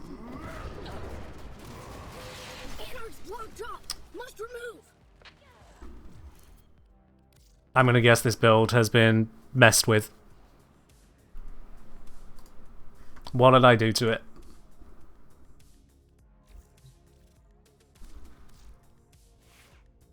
How many galvanized mods are in the Burston? 2 of them.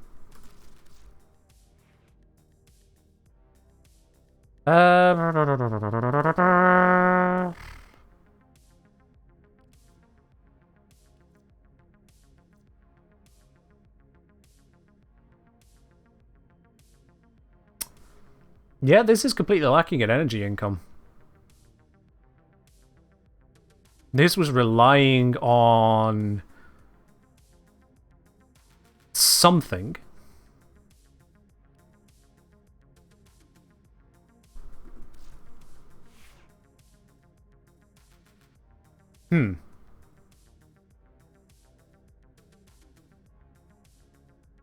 No shards on the Ash. Some secrets of energy nexus. I don't know if the nexus is going to be enough energy per second to make up for it all.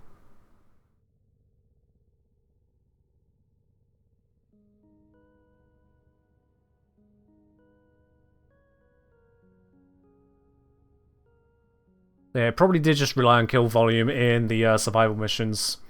It probably did just rely on that. Okay. Scratch that particular approach. So that was Teleport Rush, whatever that was. So this is a Savage Silence built Blade Storm style. Couldn't go much worse than the rest of it.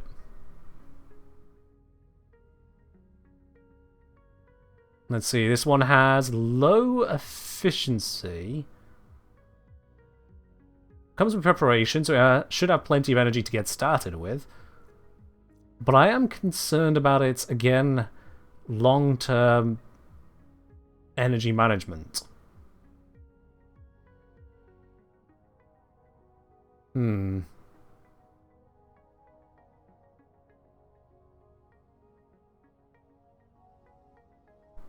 Let's shard this.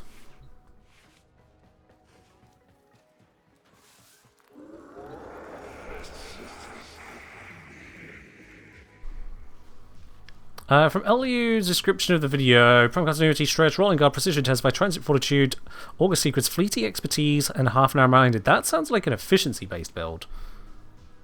Hold on, before we mess with this. That doesn't sound like what I just had there.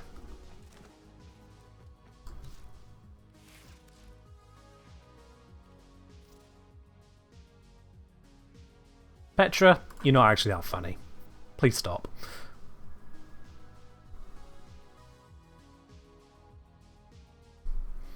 Alright then, so I didn't have Rising Storm on there, so that's clearly been thrown in. I love it when I mess with things and don't fix it back. This happens so many times. So yeah, Rising Storm was never in there. Let's see. Prime Continuity, Stretch, Rolling Guard, Precision Intensify, Transient Fortitude, Augur Secrets, Fleeting Expertise, and a half narrow-minded. It was just that one mod. Right.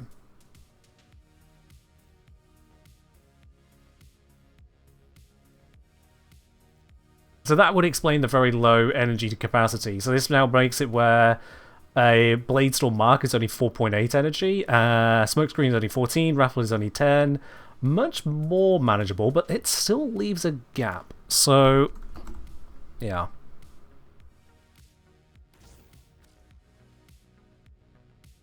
With the Nexus giving us 3 energy per second, that gives us a Raffle every 3.3 seconds. Considering it lasts 13, it has that one covered in a bit.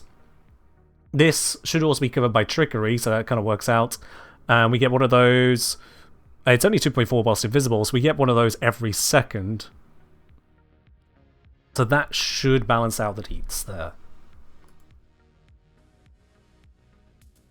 We're not getting that much from Vazra in single player, you're very right, Kaos, but I'm stepping through the focus schools just as a point of moving through them. Also considering the situation against the primes in the end, maybe it's still necessary.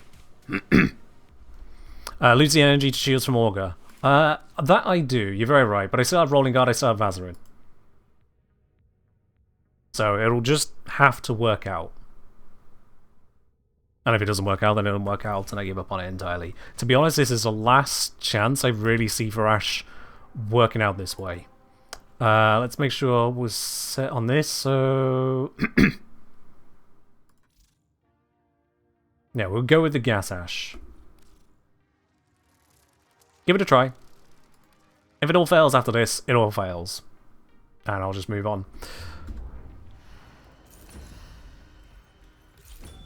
Fun fact for those of you who are surprised by this, sometimes the live streamer is trying to make things work rather than just showing Omega perfect setups all the time. I know this might be a surprise to some people, but it is possible for the streamer to be human. Fallible, even. Tashin began the recovery of your past. Now you must go further. Alright, so let's see how this works out. Remembering will be dangerous. So we get some hits in there, we are gaining energy, so this has potential. Let's see how it holds out. Marking critical Anarch supply caches. Make them ours. Oh. A very dramatic death sound. Oh, he was blocking it. It doesn't really look like he's blocking it, but he is actually blocking it.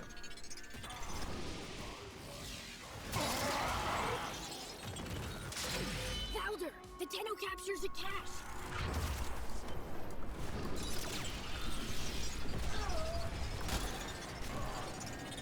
I had one shot left in that, I didn't realize.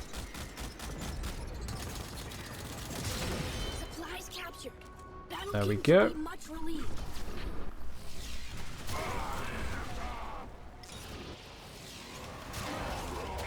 This should be leaving some dangerous gas clouds around as well, which will improve kill efficiency.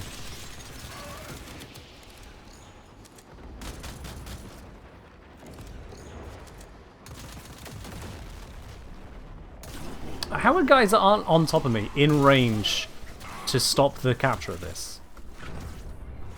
Like... okay. What are we testing? Just messing around with a different Ash setup to see if it works out for us here. Strong Tenno friend. So far it's not worked out for us. The only people who needed those supplies more than us were the Anarchs. They won't be happy. Let's pour salt in the wound. Just as a point of clarity on that shit talking he was trying for there, the only people who are going to need that more than us are the Anarchs. There's two factions here. We can't mass assault That's not really that impressive a thing to say. need you to take out the It's just us and them. give our guys a fighting chance. Ugh. Let's grab you. Progress stops. New Pop it access in. needed. You fine? Another code.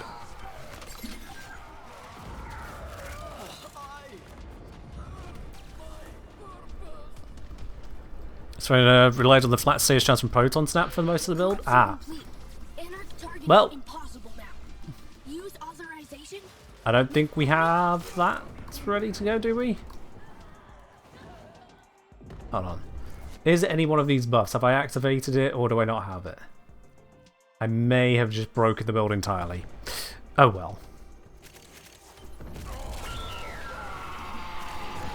No collapse. Array dismantled. They're shooting At least I'm gaining status chance, so that might work in my favor in the end. I might just have the status from that alone. Make the Anarchs regret their disloyalty. Cut them down. Watch. In blink anarchs. Apply some corrosives, watch around, shoot with later. Oh, I got out anyway. Whatever.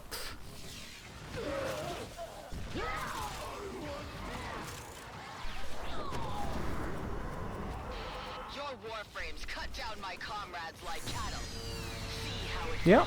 Alright. Let's give this a try now. Okay, that's better. That's what we were looking for. There we go. Ah, and we do have Proton Snap. It just takes longer to turn on than I remembered.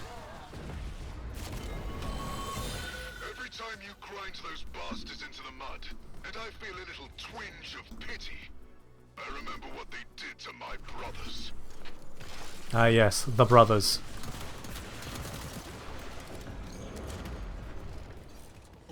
So the old build was definitely broken. What we were missing was basically Raffle Advance. I think, knowing the way that DE usually designs attenuation, we just didn't have enough crit Horsemen, to bypass how attenuation works. Tenno, take them out. Tenno, anarchs fall just from air do like that. bloom seeds. There we go. Next one. We miss. Have to do it the old-fashioned way. There we go. Next objective.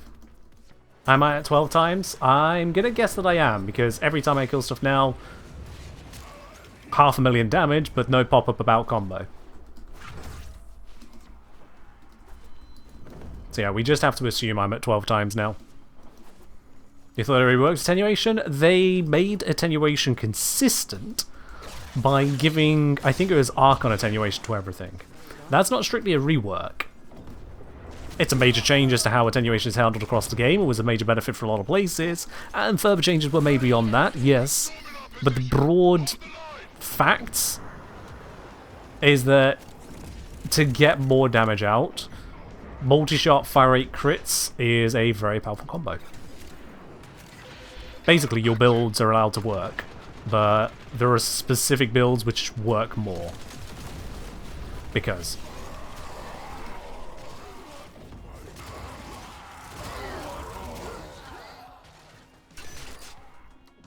Let's grab that.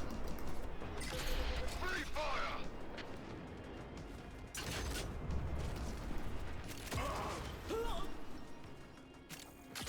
Turret up.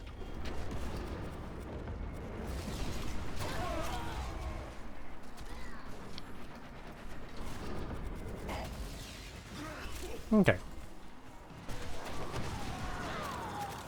It's an unfortunate reality of damage attenuation as an opaque system that you can't so much build to defeat it without first black boxing it endlessly.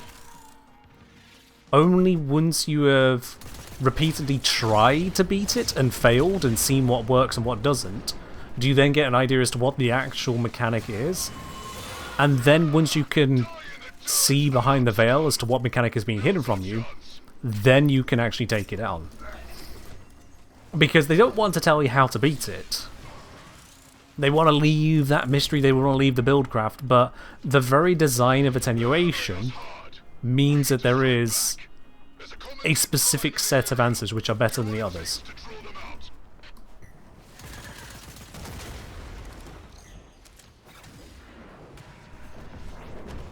Yes, Belgian, we did, and as I mentioned, Wrathful Advance is the singular difference.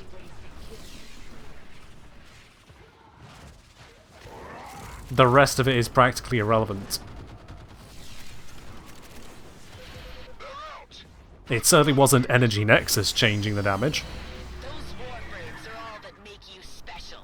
See how you fare against one.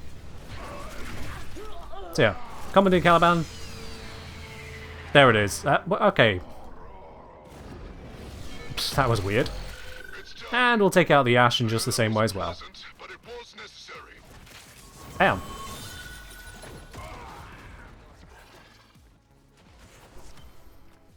Yeah, status limits are an interesting choice in the damage attenuation era, because any kind of status build not only gets screwed by not being able to apply big status themselves, but also if your allies apply a weak status, even if you held back on the number of status blocks you applied, theirs can override yours, which is I can go clear.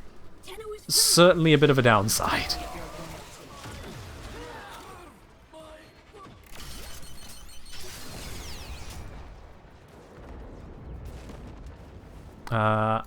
That's coming through this way, so I need to protect it here. There we go. Next is going to go straight into that mine. Too quick for me to stop. Next I need to get on the bridge. Hack this one. Would Sevigos combo get past damage attenuation? Honestly, no idea. I haven't really tried it against damage attenuated enemies. That is also part of the issue, that there are so many builds and options. I can't give you simple answers like that, because I don't actually properly understand the interactions to tell you which one works.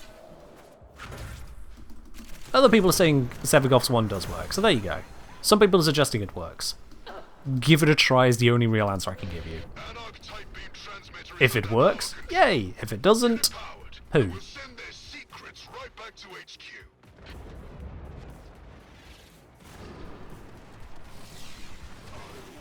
Alright, we need to assemble the battery. Specifically, we need to assemble it twice.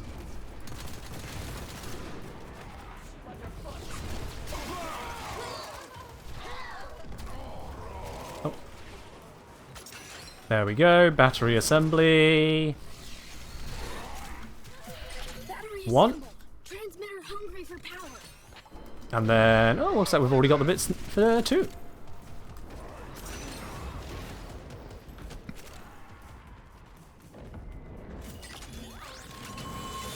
Data transfer initiated. Well, look at this, Tenno. There we go. New orders, get into position. And this is working out better. Now we can take out those Warframes in a couple seconds. We've got just that much more time. Oh, okay, but that didn't work. We're stuck until I'm getting too close to them. I need to not get so close when I try to hack them. There we go. Basically spam X on the approach. I want fury. Let a Warframe take the field. Nope, too close, too close. Dang it. Next mine is not here. There we go. Alright then. mine's neutralized. You got nerves of steel, Tenno. That should work. I think I marked Ember. Uh-oh. Uh-oh.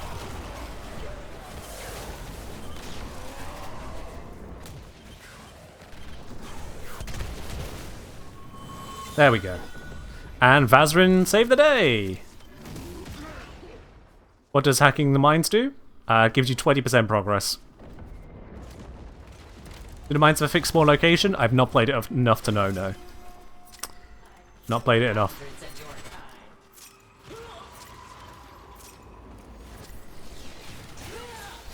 Don't kill me during the animation.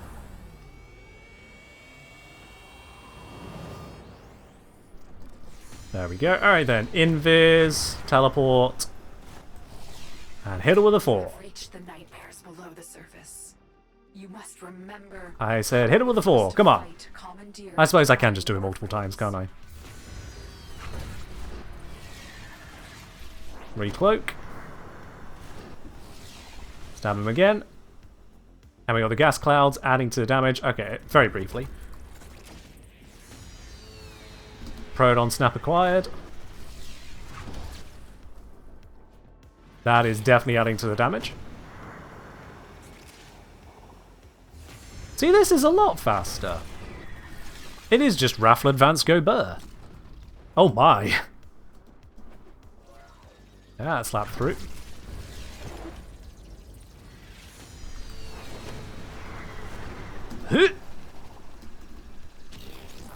Okay, apparently got knocked over by something.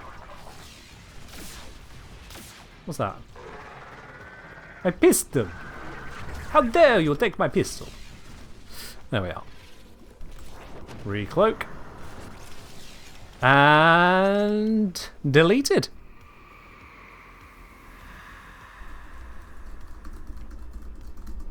The indifference lies. It wants you to doubt yourself.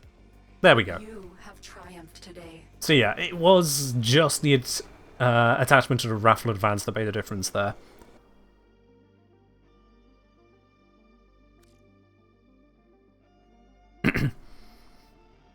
Yeah, Decoy Oberon was an interesting suggestion, Kals. I did not believe in it at all at first, but it turned out to work, yeah. Not like amazingly, but it worked. So I'm asking, how many times over does Raffle Advance increase Ash's damage in particular again? Can we check that after? Yeah, let's have a quick looky-loo, see if we can figure out the numbers behind that. So, with this particular setup, the base crit is basically nothing. So you're just hitting normal damage most of the time, and none of this is built to increase that crit. But then we have melee crit chance 170% from this at base. I'm getting the impression we're actually getting a lot more than that. So this is giving us a plus 3 times critical damage and another 30% strength. So that's 200%. So we should be getting, yeah, just flat 200% crit chance on that.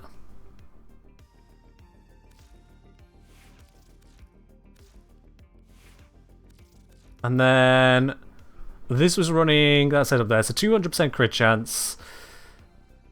I feel like we're seeing more red crits than I'd expect with that.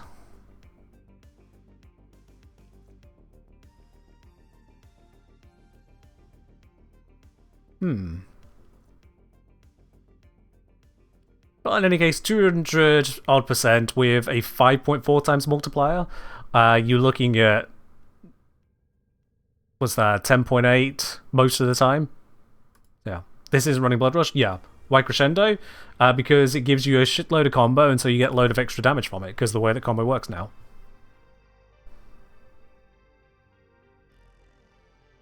But yeah, Blood Rush on this, you'd be gaining like 20%.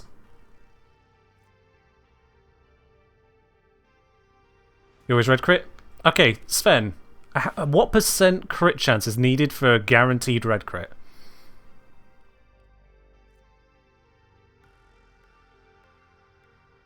Please tell me. I know the answer, but I need you to say it just so I understand that you understand. So I know what I'm challenging about what you've just said there.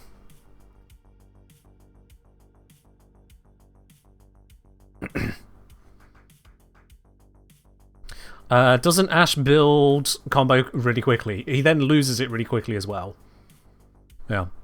The ability card behind the camera? That it is. I did read it out seconds ago, but yeah. 300, well, 200 additional. No, okay, so it's fair. You've said two separate things now. It's not 200 additional. Guaranteed red crit is when you have 300% or higher critical chance. If you do not have 300% or higher critical chance, you do not get guaranteed red crits. That's just how it works. There are other features you can interact with to otherwise enhance your crits, but those are features you need to call out individually, because if you don't have those features, you don't get those red crits. What we have here is a build, as I called it earlier, of a 200% melee crit chance bonus, albeit additive. It is 200% on a 5% base weapon. That's 205, that's not 300. 200 additional is completely meaningless because you'd need to already be at full crit for that to matter then, and we're not.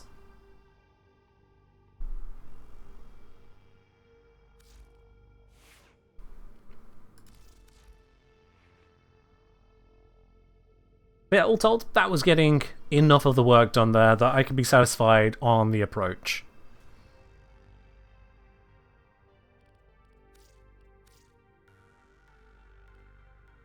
I'm wondering, is Volclock adding its bonus here? I don't know that it is.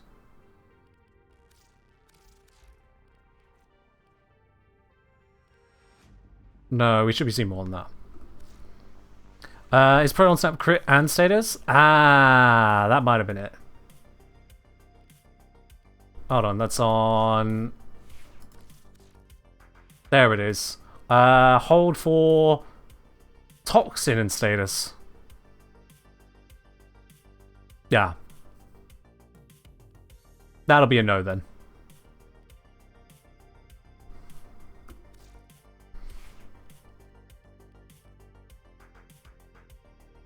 Yeah, I can bring the camera back.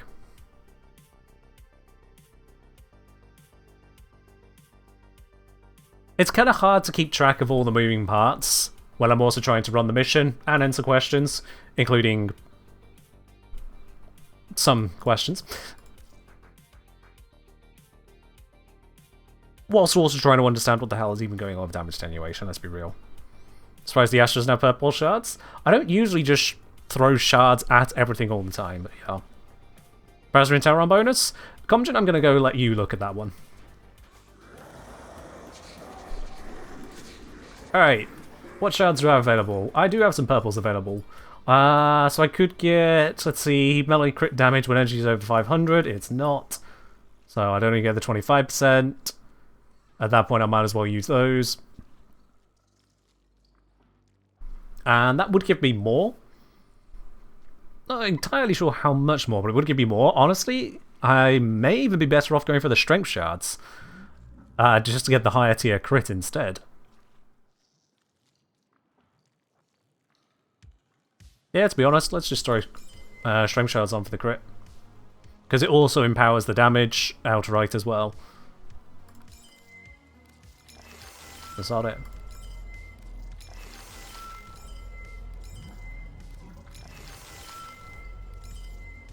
And just to tie it all off, I wonder if I might want some more just base energy in there. How many strength shards do you need for the breakpoint? If you're talking about the breakpoint of 300% plus crit chance, it's not even really a breakpoint that matters, so... Which breakpoint, actually? Do I not care for making them Tau? Not particularly, no. I could do, but it just doesn't matter enough to me. The next crit tier. So crits are on a sliding scale anyway, Kals. You don't go from only orange to only red. It's just a scale of them. So unless orange doesn't work and red does work, there is no breakpoint. Breakpoints are named because things literally break, they jump. It's non-continuous. To give you an example of a breakpoint, it's armor stripping. If you strip 99% of armor, and then you hit a little bit more and it's 100%, you've gone from needing 2 casts to 1 cast in order to do the full strip. And so the amount of casts needed jumps down. There is a breakpoint.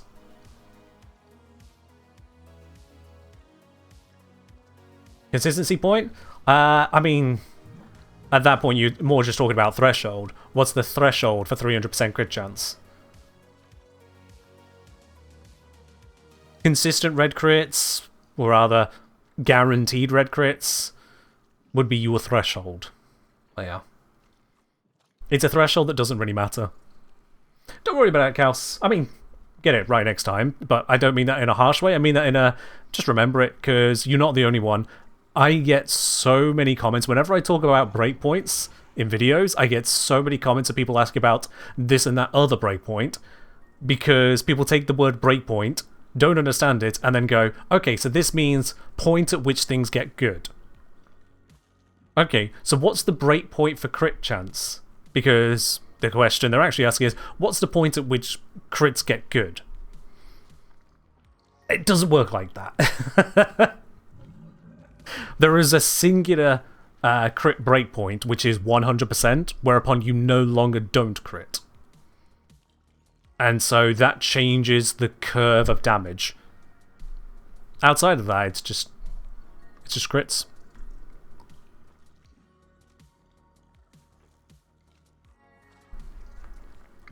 There are various games where you can hit really important breakpoints all the time, and they come sometimes in the most minutiae of ways. You really have to dig into the details. One that stands out to me actually goes back to EVE Online with its stacking penalties. So here in Warframe, if you put on a Strength Shard and a Strength Shard and a Strength Shard and a Strength Shard, you just get Strength. But EVE Online works differently. If you were to put on 5 of the same module, the first one applies fully, the next one applies at 86% strength, the next one applies at 56% strength, then I think it's like 10% strength on the next one. I'd have to double check on that. And the next one's even lower still. So by the 5th module, you're applying such a tiny bonus that 99 times out of 100, probably 999 times out of 1,000, there's no point.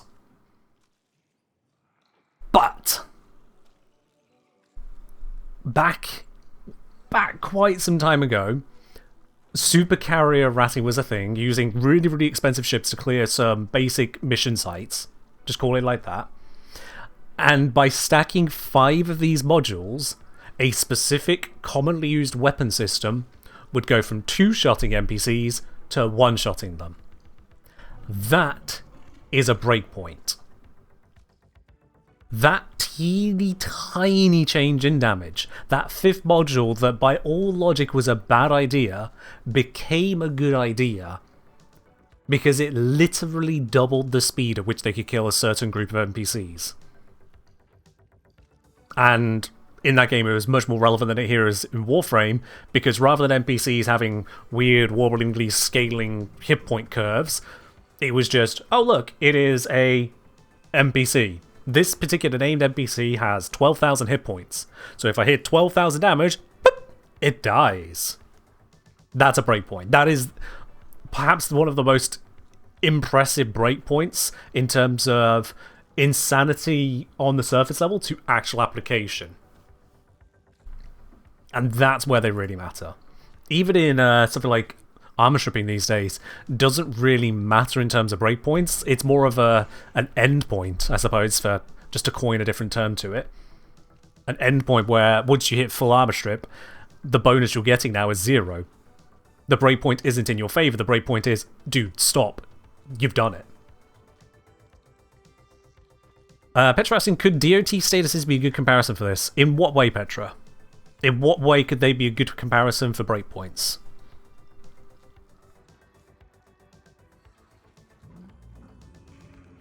If you get even 0.1 second less, it'll keep procs 1 less time. Okay, yeah. Okay. With that particular mechanic of DOTs, you're absolutely right, yeah.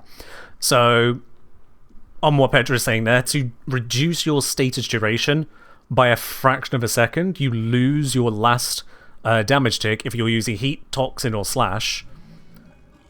And if you increase from base by a fraction of a second, you actually gain from gas and electric because they hit instantly. So yeah. There is a duration-based breakpoint there, and the breakpoints repeat every second plus or minus, but the point is that there is just that little breakpoint, and so if you're, say, working with a Lavos build, and you can eke in 101% duration, or whatever the next second basis is, you do get just that little bit more. It's not one that'll commonly matter, but it does exist. Overall though, is there any other option I could go with here that would matter? Probably not. Guessing speed could be of value, but...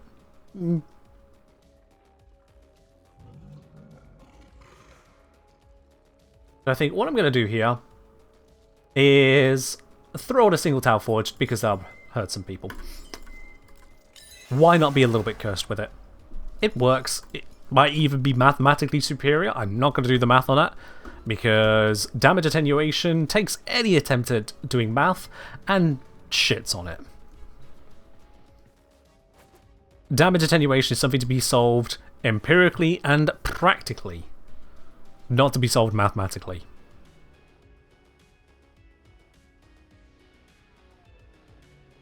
Oh, Ellie, don't you realise I've won? We've got Ellie going, no, Ken, you should have removed a normal and put the Tau Forged off center. Ellie, by getting you to comment on that as if I've done it wrong, I've successfully done it wrong.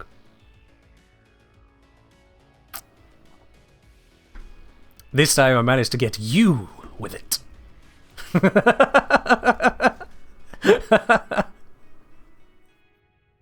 Alright then. And with our new enhanced ash. Why not? Continue on. That's do attenuation, hit it with crit harder. Pretty much, yeah. And there are a few other things that get around it, and I do have to wonder if the damage bonus from combo meter on heavy attacks, on finishers, on exalteds also contributes to the semi-weird bypass stuff. Wasn't there a preparation that could have been a shard instead? That has pretty much the same energy as couldn't this meeting have been an email? Same energy there, Lincont. And so I'm going to keep the meeting. We're going to book out the office like 7 engineers for 3 hours. No refreshments will be provided.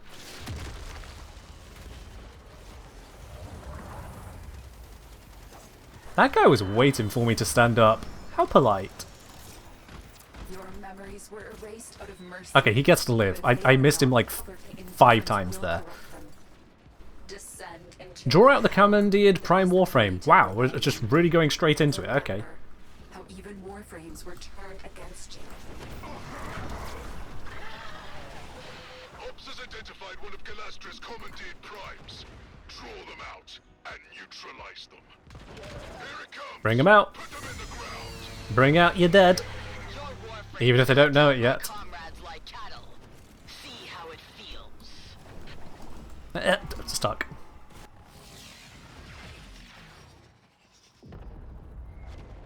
Now, I'm currently not at a 12 times combo, so this isn't a fair comparison to how it was before.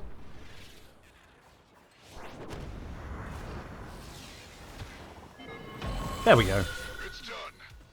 I know that wasn't pleasant. We'll have to measure how that looks once I've got a 12 time setup, which means stab more things. Let's get into position for the next orders.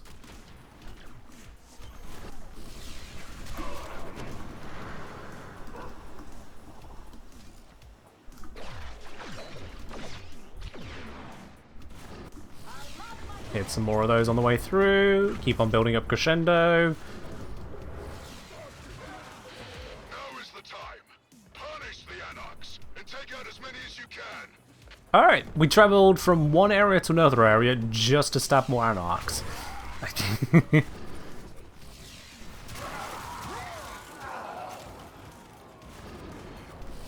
We got the potential for a 12x. Ah! Man, that is a really disappointing feature when the ships just keep moving. Oh, and that wasn't the ship, that was something else.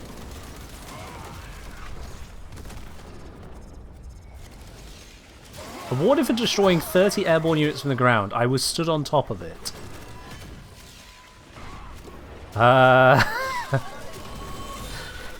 Don't tell Roth, okay? Don't tell Roth. I was definitely on the ground. Tell Roth.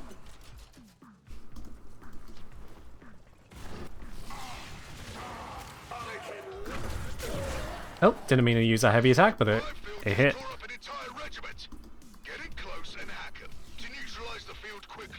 Alright then. One. I could just hack this from here, can't I? Yeah. I don't have to use the ciphers. I'm good enough at hacking. Waited long enough. Let a prime Warframe loose. Never mind, we might need to expedite this slightly.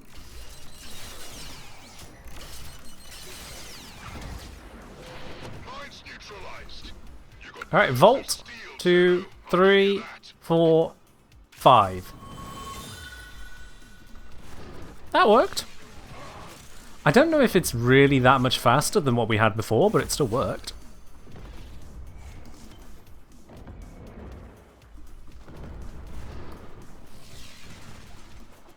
Find and destroy their ground scanners everywhere. It feels a bit sad for Ash that the best solution I can come up with is Raffle Advance, which isn't his ability. And I'm just basically ignoring much of the rest of his abilities, but... Detector scrambled. Anarchs too many. I think you'll find we're doing just fine. Uh-oh, I'm visible.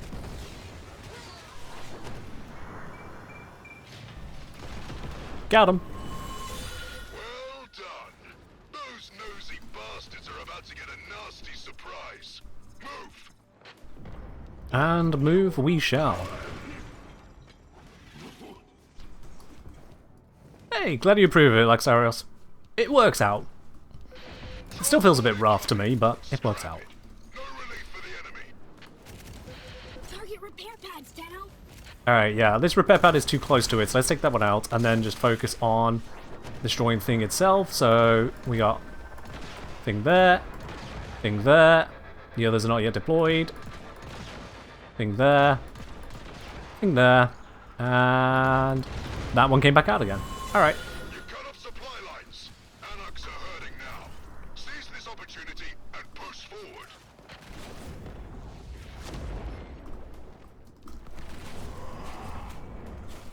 If I use this to dash through, it might give me a little bit of a expedited movement.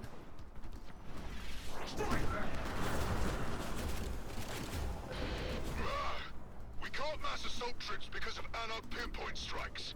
Need you to take out their targeting array and give our guys a fighting chance. Using teleport to build crescendo for contagion. Oh, let's slam into that. Yeah, there we go. I need that Stalled. New thing. code needed. Find, please. That sounds like we got an incoming. Fools think you're the only ones with Warframes? Allow me to educate you. Alright, what's the lesson?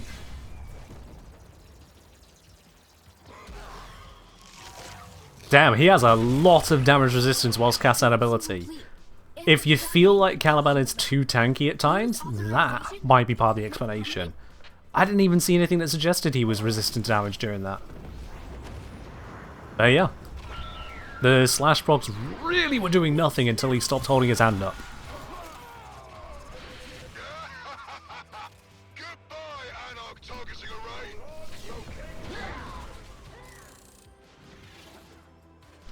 The Ember is similar while she's casting? It could be for a lot of them, honestly. Which feels a bit rough.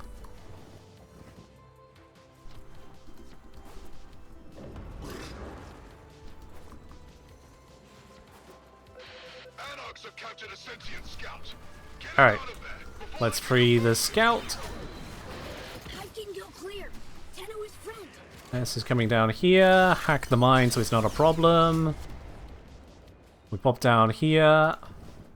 Is this the route it's taking, or have I gone the wrong side of it? I am the wrong side of it. No way, that's the objective. It is coming this way. So I want to hit this one up. There we go. Scout's doing okay for hit points. Another one cleared. Kill a bunch of guys this way. Scout just gave Beautiful. us critical intel, but we've got to move fast.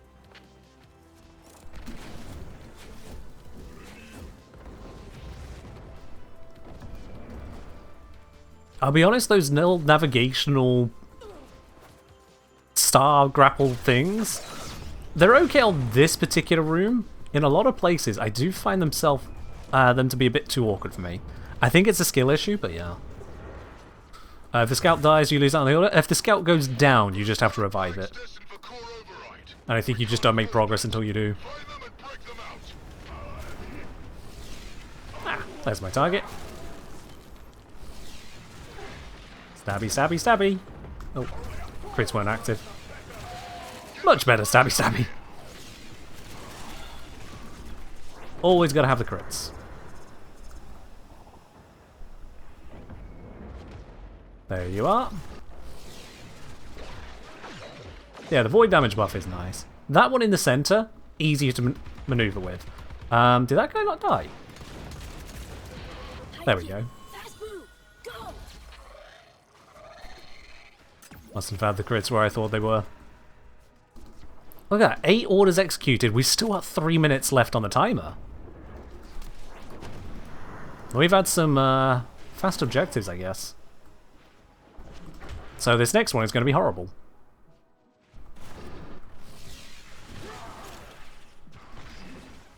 Supply turrets of ammunition. A little bit of a delay on it, but not a long one, this one. Establish a perimeter and keep those soul-damned Anarchs out. Boom. Will Tenno give turret ammunition? Grab thing, shove inside. Next one, generating.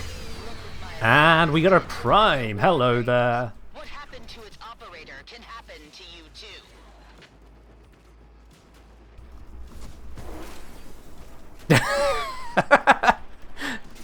She got very fiery and then fell over.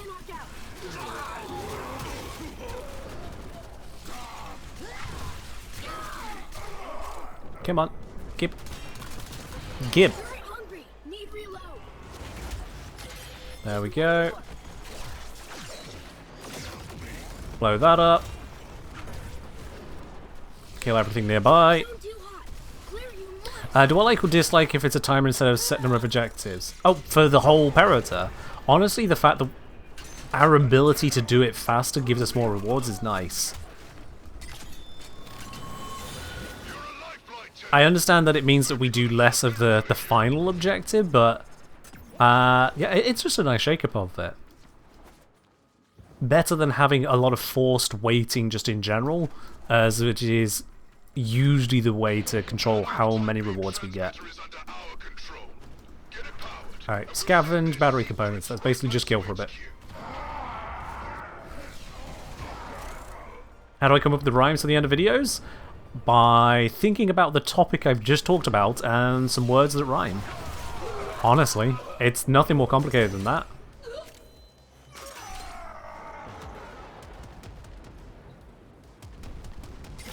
Battery assembled. Transmitter hungry for power. We're halfway there. Got 1 minute left. I can grab this bit of a battery. Will it reveal the other bit of a battery for me? Yep, over here. Assembling, assembling, assembling. Done. There we go. 10 orders executed. There's no way I get to 11. Get to the next rendezvous point. No way I get to 11.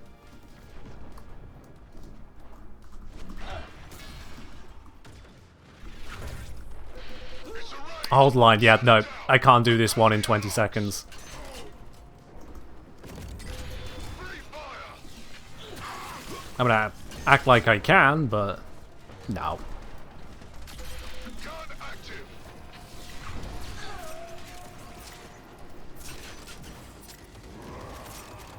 It looks like we got a decent part of the way there, but that's just the turrets. We can't repeat that.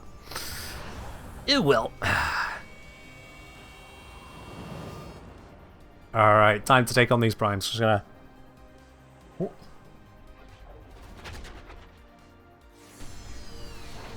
Still got our invis, that's useful.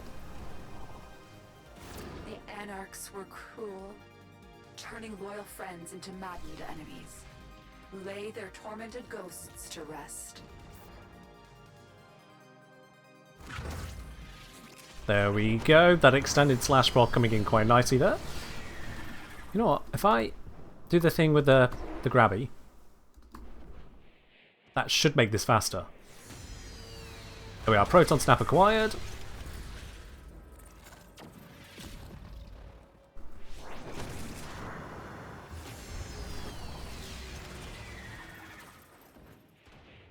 Let's re-up it again. There we go.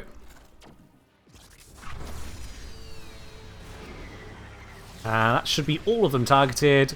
Oh, that AoE doing some work there.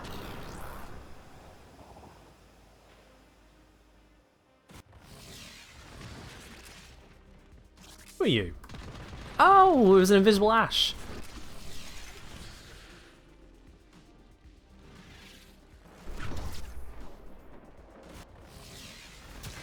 There we go. That got it.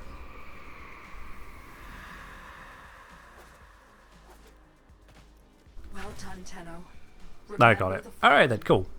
Gather strength. Do I have an explosive weapon to destroy the supplies vehicle quicker? I could switch up my loadout on that, to be honest. Now that this Ash setup is doing a lot of work. So let's see about that. We also are not really using the Inadem for Inadem stuff, so we can look at using it a different way. Now let's see. Yeah, so I've been on the Blazerstorm setup there, which is not necessary. Crescendo Stick was the old way on that as well.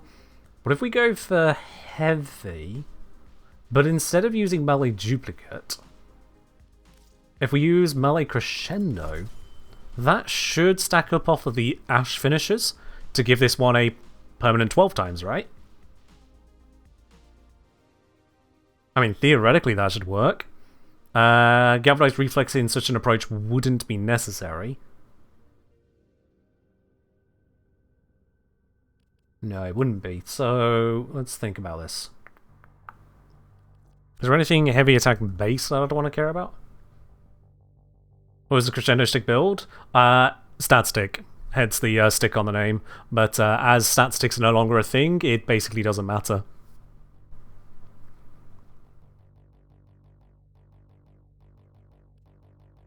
Yeah, Killing Blow would probably be the swap here, wouldn't it? We'll slot it in. Alright. That should do work. We'll see if it does. We'll see if it does. Would Tennokai help? Not particularly, no, because Tennokai you need to activate and then get your heavy attack out of it, and the result will be a faster heavy attack. Dispatch for movement, I suppose. Yeah, we can use Dispatch Overdrive. 7 remaining. Let's see, I do that. 9 remaining is actually enough. That's all we need. Oh, there we go then. That was easy.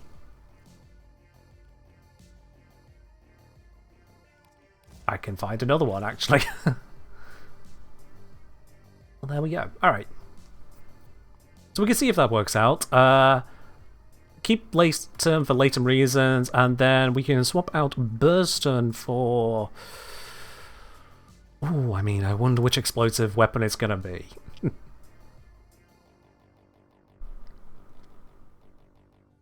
Does Ash still have a stat stick because you mod melee for its teleport? I mean, the teleport is enabling you to do a finisher. It's not so much a stat stick as just using it, right?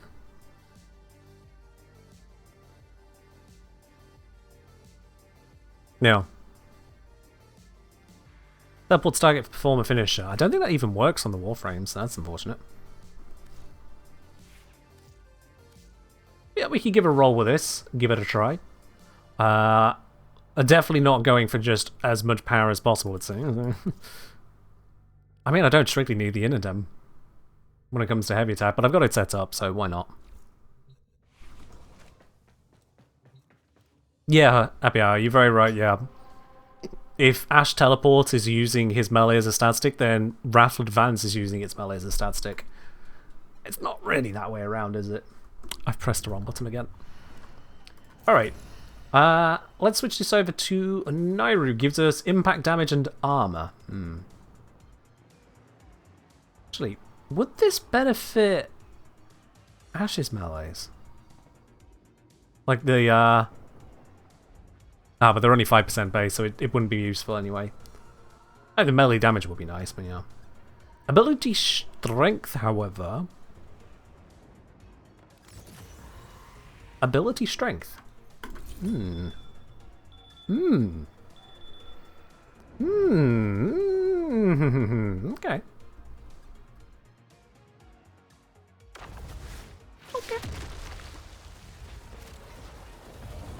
Stat sticks is actual stat sticks? No. They were intentionally removed. Replaced, I should say. Memories were erased out of Weapons are mercy. still there, but the functions are If they not. are not recovered, the indifference will corrupt them. Descend into the hell that was the Perita Rebellion. And remember how even Warframes were turned against you. Oh no! I should probably be focusing immediately on the objective. Captured. I don't need to tell you what the Anarchs are capable of. No, no, no, no. I pressed X on console, not glowing orb thing off on the horizon. God damn it. Bring me back. Tenno make Hivekins safe for certain. Alright. We're running through this. Crack that so it doesn't blow up on the sentient. Grab panel number 1. Well, I suppose it's technically number 2. Oops. And then panel 3. And then over here, panel 4. And that should be everything to get it through. So let's get killing.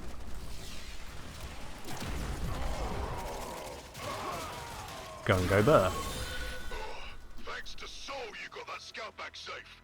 We've got exactly what we need to make our next move. Go! Get into next position. Also doing that unusual thing of Wrathful Advance for mobility. It's still usable for it, plenty. It's just not as common. Or mincemeat unless you can take it out. Alright, gotta get the cannon codes. On it.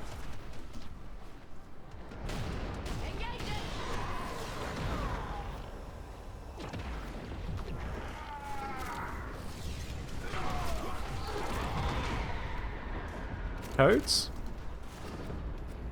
Codes, please. There we go.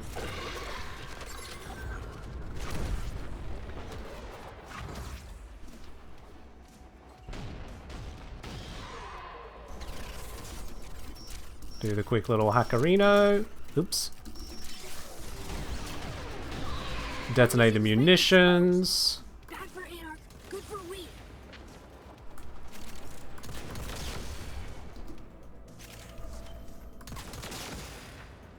And then we destroy the cannon by going over here and doing the quest thing. Yeah? Yeah, yeah. We stand on this point. Oh, it's not charged.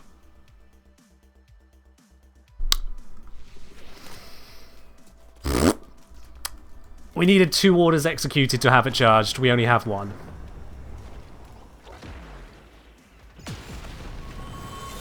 Backpost down, and not a second too soon. Okay. Moving on. Moving on. Oop. Save myself from falling down that cliff this time.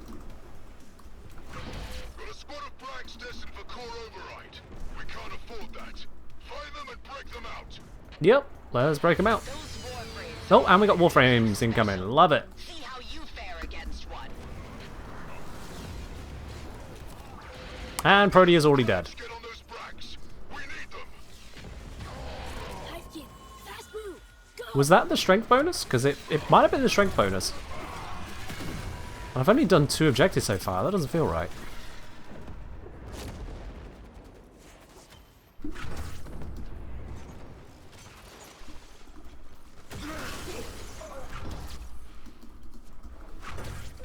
They predicted our Now, out of curiosity, how many of you here watching right now also got to enjoy the raid on Orphic Tower D&D one-shot I ran on stream?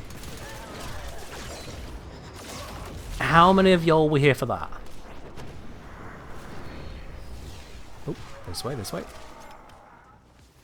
I mean, watched it. Yes, watched it. Doesn't mean you had to watch it live, but did you watch it? New signal. Much interference. Much Anarchs. The reason I bring that up is... well, quite simply, how close was I?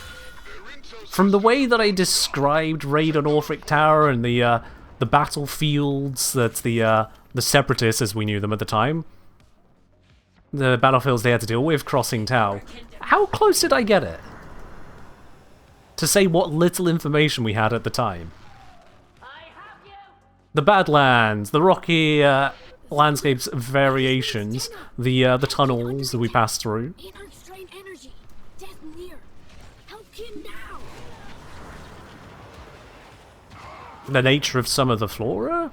I overdid it on the flora and fauna. Turns out there's just one flower species here. I feel like I did alright. Oh, I can't get that one. It flew out of the zone.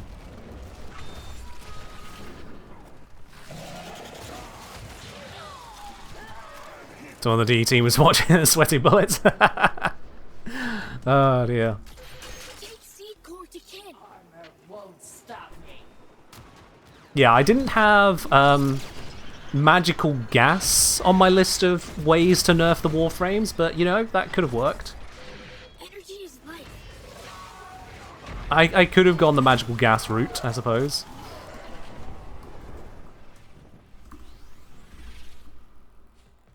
Instead I had the old Orphic device. What's magical gas now? So this was only revealed properly during the ARG, which is a point of some frustration, to be honest. But it turns out that they were referencing that there was a gas that would seal operators into their Warframe. Make them die with it. Which was supposed to be very subtly kind of shown during the quest. Think, Tenno, back to But to be honest, that there was some special gas there making it happen, rather than, oh, this sentient is somehow grabbing us enough that we can't escape, didn't really connect for me.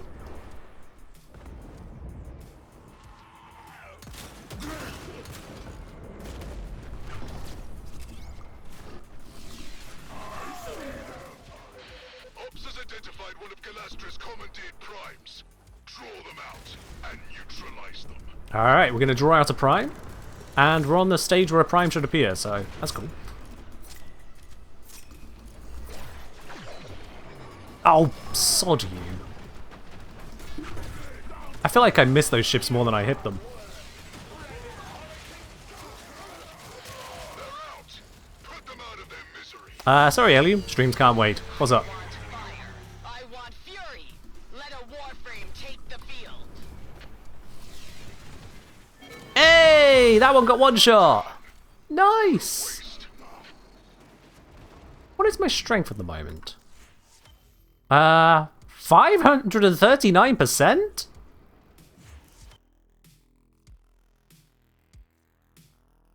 That doesn't sound right. Xenric Initiative, Warframe ability, strength, and energy max 150%. Is that multiplying my strength by 2.5?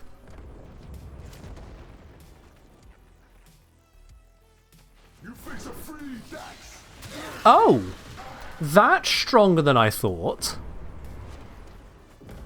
I thought it was going to be additive. Attention. Got an Anarch transport moving in. Do not let it reinforce the enemy. Oh yeah, that's the transport. Can I just do... Repair pads. All Oh, over yeah. the place. Must stop or That is a lot faster. Transport is scrap. There'll be no relief for the Anarchs today. Now make it count. Next So the... It's not entirely clear, LU, how it all comes together, but it basically comes down to there was a thing that was found that causes Warframes to get sealed in. Sorry, operators to get sealed in. intel loaded onto a tight beam transmitter, but it's gone dark. Alright, power up transmitter. Power it to max.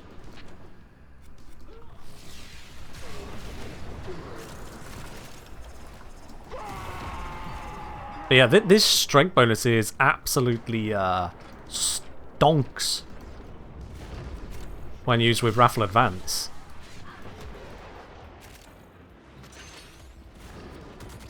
It explains why we did one-shot those Warframes earlier.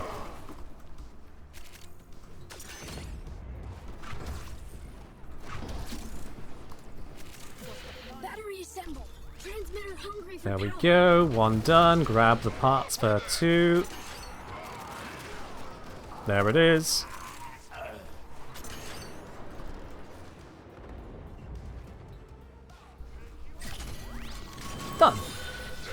Transfer initiated.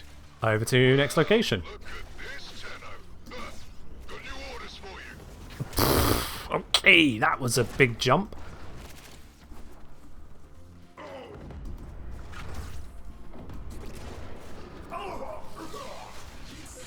Mines. Clear the minefield. Oops, that one's just going to explode. Destroy 'em. Or if you're careful, hack 'em. One, Utilize the whole minefield more two. quickly. Let's see. 3, Your warframes cut down my 4. comrades like cattle. Let's get the other one before the Warframe finds me. Another. Oh, no, that's out of the zone. Field cleared. You Who blew that one up? today, Tenno. Keep going. Wait. How did this become the challenge? Oh. I thought I hadn't sorted the mines, but okay. That's weird. Maybe I just missed it, honestly. I was focused on a few things at once. Check the strength now. I'll check it once we get to the final fight, to be honest. Assault troops because of Anarch pinpoint strikes. I want to see the full value. Take out their targeting array and give our guys a fighting chance. Alright, let's activate this. Oh, apparently I needed this first. My bad. Plug it in. We got a minute left, so we're going to get this objective, but we're not going to get another one, most likely.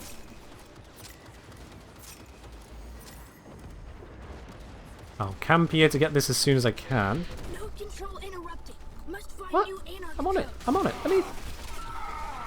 Bastards were blocking me interacting with it.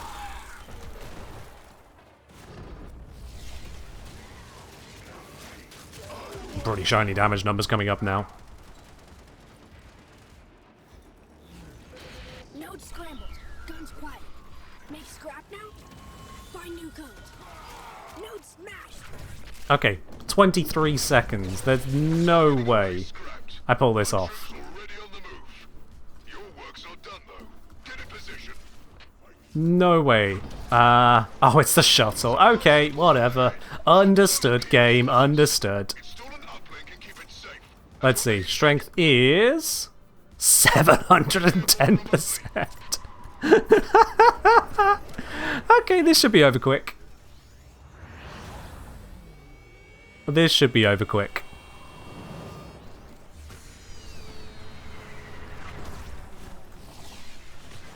One, The anarchs were cruel, turning loyal friends into maddened 2. enemies. We found the answer. 3. Crits really do go burr. Oops, crits ran out. 4.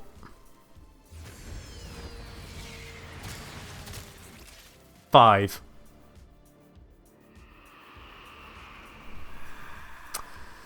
Damage attenuation meets crits. The indifference lies. That is the difference there. You have triumphed today. Ammo gain bonus strength, Xeneric. So by picking up Xeneric, it gives you extra strength and I think it was energy max with every order you complete. And to my absolute surprise, it is a multiplier to your existing stats. So despite it saying plus 25% ability strength and plus 25% energy max, what it actually meant was a times 1.25. Such that by, say, 8 of those objectives completed, it's times 3 strength. Oh boy. Yeah, that was a little juicy. And no way for me to know that was going to happen until taking in such a very obvious strength-scaled frame to maybe check it. Are alerts better for the event currency? Asks Orange Memes. Let's have a look. I just gained 16 marks of Valiance in a 13-minute run there. I also gained materials, which is specific to Perita Rebellion, so do bear that in mind. But if you to go through alerts, let's see, where are the alerts all hiding? These give out 30, 30, 30. I mean, it's a capture mission. It's a capture mission. Or 20 if you do it on normal mode. So, I mean, yeah, that is objectively faster if you are specifically looking for the marks of Valiance. Objectively faster.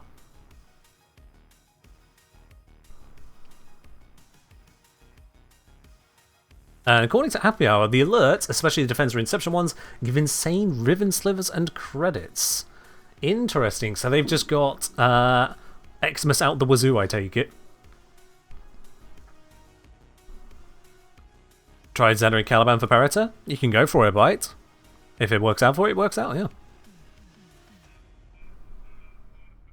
The Raw Xmas Stronghold? Makes sense, yeah. Because when you get an Xmas Stronghold on Saucy, they can be a good farm of slivers. Go away. Go away. Go away, go away, go away, go away, go away. Go away. Thank you. Extra fun fact is if you get like a defense or interception, especially if you get interception on the tile that is the Hydra map, oh boy, that is great for Xmas Stronghold. All of those Xmas piling into one tight little area. It is why, to this day, I have still not run out of ribbon slivers. In fact, I should probably head over to Iron Wake and use another batch of them.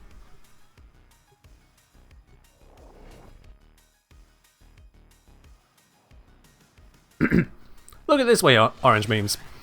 There's no way to make the Perita mission slower. You can't have some rando in the squad screwing it up and making it take 20 or 30 minutes.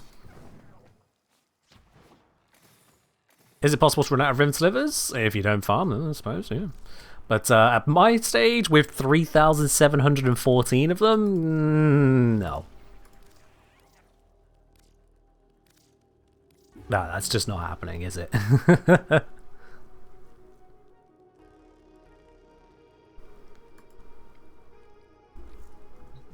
Cool. Ribbons for the stockpile. You got 10,000? Nice.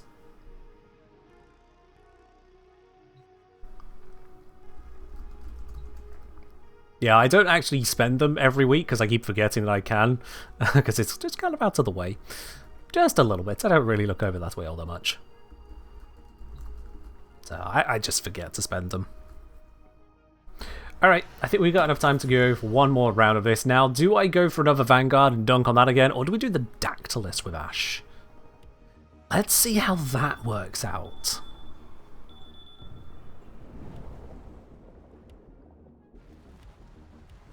I also want to see, because I didn't check last time, if the Crescendo is buffing up my normal melee. I did non-steel path? Bollocks. Thanks for catching that. Menu, please. Thank you. Very important animation there to show me where I'm at. Any particular reason I'm playing on Ash? Petra, you were here for the mission ending just seconds ago. Okay, couple minutes. You were here for it. Having observed that, do you think there was a reason for me playing Ash? Just putting two and two together by chance. Where's my steel path modifier? Oh, it's when I click through. There we are. What's the difference between the three modes? Played a couple games, but didn't see the difference. PS just entered. As Kaos mentioned, it's different boss, and the boss also dictates which material you get the majority of.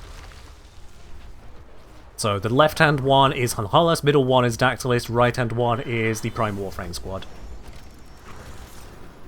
On Perita, you fought alongside the sentients. Alright, so let's see. With the inner dam, it's not gaining it. Okay. After 12 minutes, memory becomes nightmare. So what I want is to see if I can... Tenno, must help Hivekin. Anarch's attack. Goodbye, turret. You must save.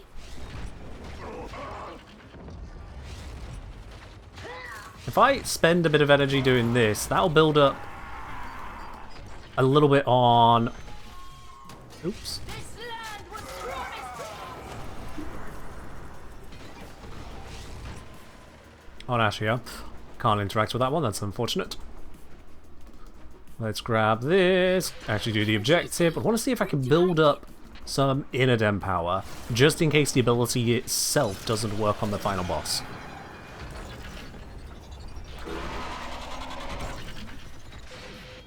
his life. Apparently Adis is also Xenoric. Come on, come on. No. Why is it teleporting and then not stabbing? Do the stabby stabby. It is really important to do the stabby stabby. Ay-ya-ya. What art gun do I have on? Warzone.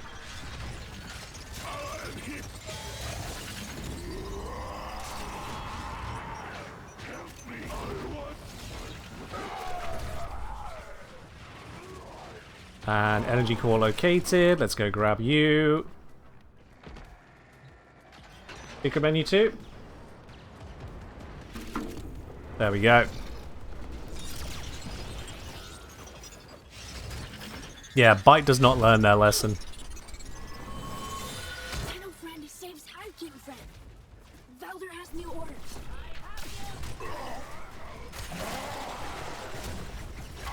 Alright, new orders, get into position. If we're going to have the strength, we do need to focus on that, not just the finishers. Sad as it is.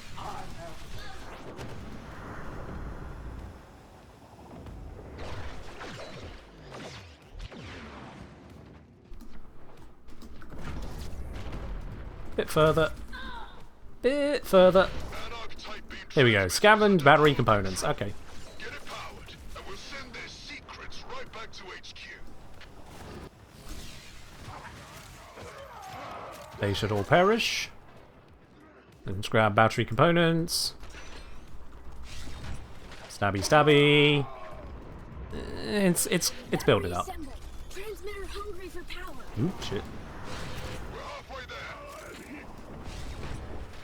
I can't actually see how many finishes I've done with this setup to see how many more I still need, but it feels like it's a bunch.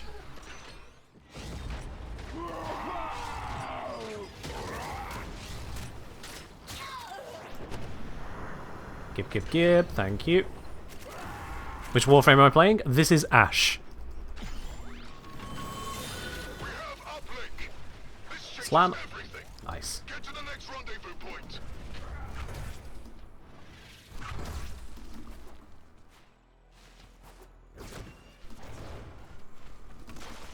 Head our way through, dodge all the enemies, Make the Anarchs and we need to eliminate the enemies. Understood.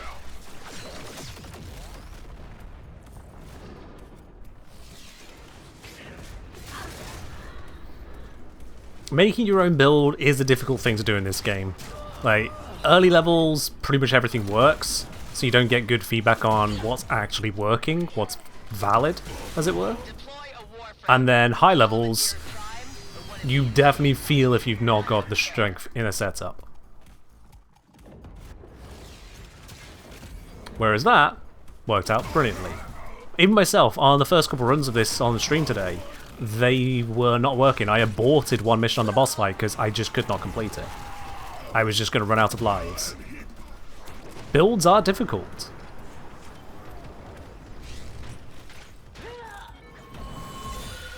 Order executed. Okay, I'm really slow at this one because I'm trying to power up the Unidem and it's just not going to work out, is it? Ugh. Oh, okay, that was a big ol' heavy attack. Didn't intend to do it, but killed a few things. We can't mass assault troops because of Anarch pinpoint strikes. Need you to take out their targeting array and give our guys a fighting chance. Yep, take it out. If I join on this, does it improve the Inodem? Don't think it would, but you never know. This objective is awkward randoms. It's not the most obvious what should be happening, is it? Access codes needed. You fine?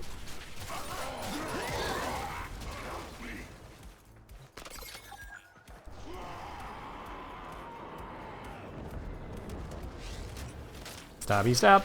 Oh, damn, she survived that. For now. Time to initiate. Because my crits ran out. There we go.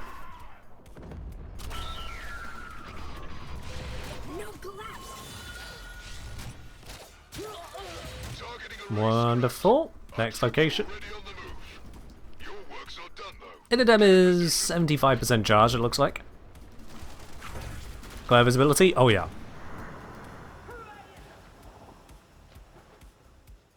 They're hammering us hard. We need to strike back. There's a commandeered prime in the area. Do what it takes to draw them out. We'll do that. And I should be able to launch that from there. Nailed it. And then should have it drawn out. Yep, there we go. Enough. Let Ballas's nightmares face their own kind. Yeah, faced him. Faced him. Pleasant, but it was necessary.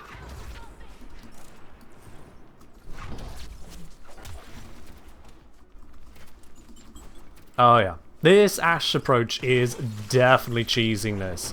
It's not making it too easy, because you still have to do like all the rest of the other objectives, but it's certainly making it a lot easier. Alright, Bill, you take care. And once again, thanks for the support today. Turret hungry. Need reload. There we go. Scaris did to one of your Warframes. Oh, another Warframe. Oh, To you too. lovely person. Drop zone too hot. Dead. You must. Alright, where drop zone for this one? There it is.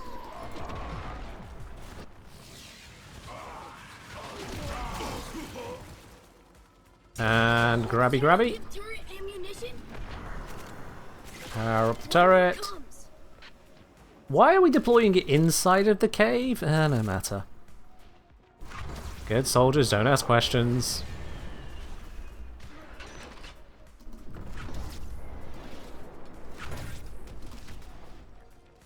Pop. All turrets firing, and not a moment too soon. I've got more work for you. Let's continue forwards. Yeah.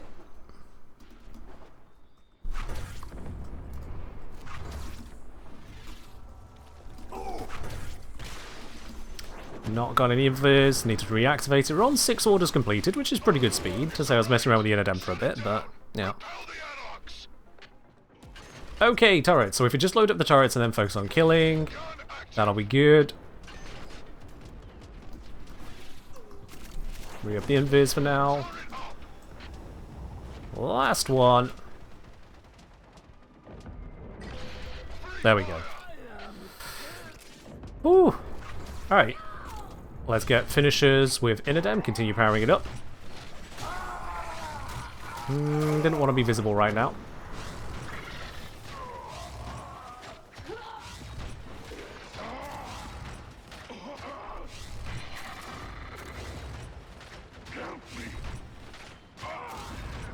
I should be close to full power on Inadem now, which will be nice.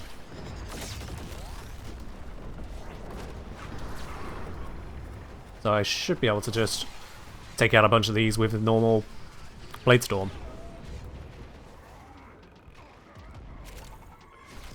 Yes, the Rogue Warframes in Perita are controlled by an Ascaris. Yeah. Ascaris Prime. That's why we get it as loot. Why we need it? Don't know, but we get it as loot. What's the build on Ash? Raffle Advance, whole bunch of crit damage, gas build, that sort of thing, and melee crescendo.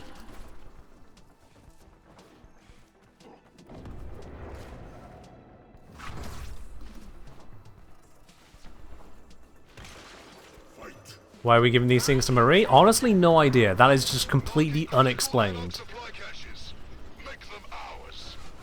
Why they need the materials, why we're giving them the materials, why we can only get the textless artifacts from Marie, none of that is explained. Cache captured. Strong Tenno friend.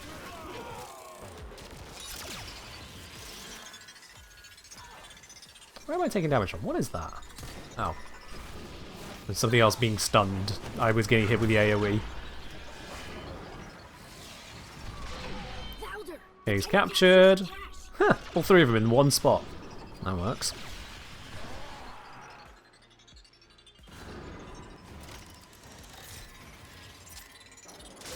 Can we get the last objective? I doubt we're going to get this one in time, let alone the Warframe that comes with it.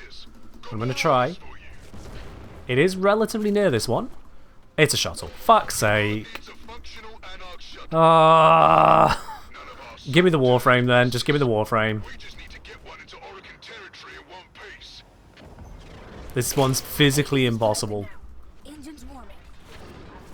Not enough time to do it.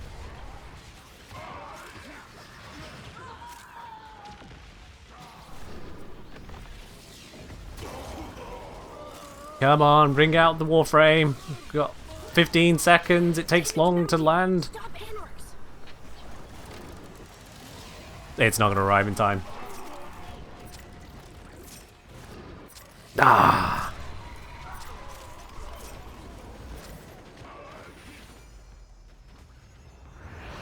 Reaperbot, I'm not entirely sure what you're trying to say there. Melee Crescendo does that arcane works, I don't know what it does, to be honest.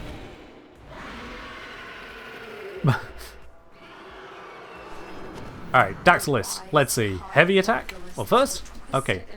Not targetable with Teleport Finisher. Is it targetable with Ash 4? Yes, it is. Does not a lot of damage without Raffle Advance, that's fine.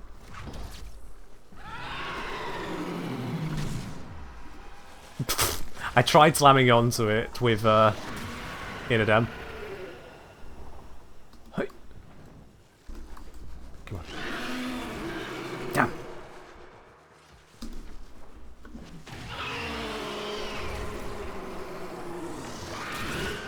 No, missed it. Haha!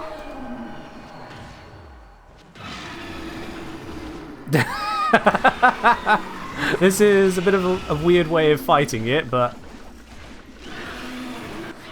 heavy attack spam, including aerial slams.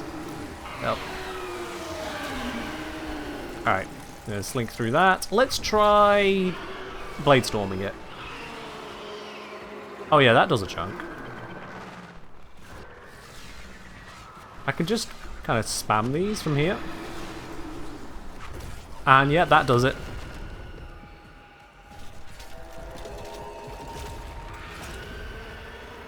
Skip that. And then we just repeat. Re-up the invis.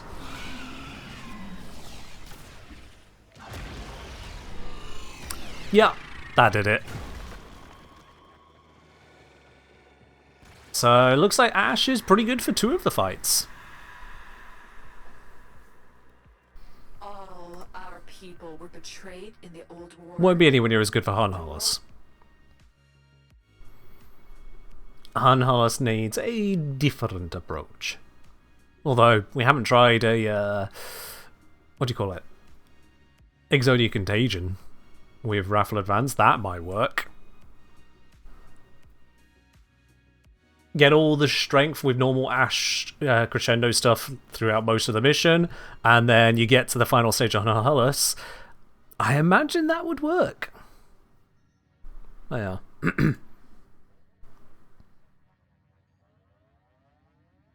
It'll say, why does the Drifter, well, use the Dark Refractory, go to Descendia? Does this mean that the Drifter controlled Warframe at some point before and attacked Rove? What is the lore for it? The lore is...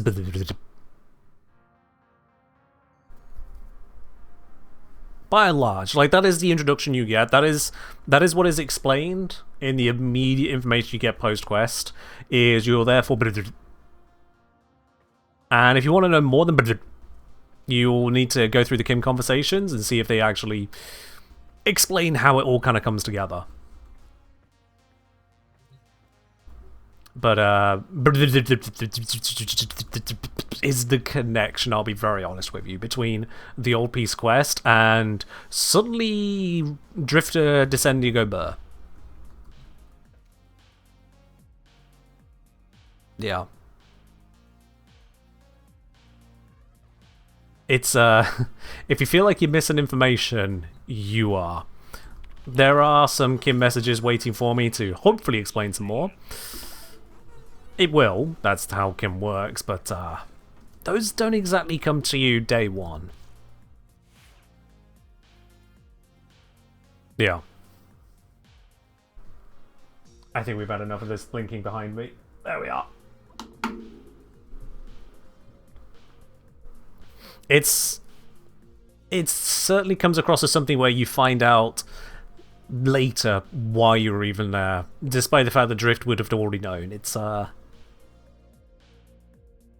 don't know, maybe I'm not media literate enough to appreciate it. Maybe I am the dumb. Ellie's saying, Entrati turned Roth extremely forcefully, which meant they lost a lot of memories in the framification. Roth wants them back. Direct Factory allows people to access their own memories and replace forgotten ones. I guess we didn't want to traumatize the kid any further. I mean, that explains a bunch in itself. Sure. It was obvious that Entrati turned Roth overall. The forceful nature was not so clear to me at this point, because I've only gone through like 2 or 3 days of the Kim messages. Yes, I know the update's been out a week. Your boy's got a life. A life outside of Warframe, that is. But yeah. It's still a bit odd that Lotus Eaters made it clear there was a split of the path, and one way was Drifter fix this, and the other way was Tenno fix this, and then Tenno quest Old Peace unlocks Drifter area.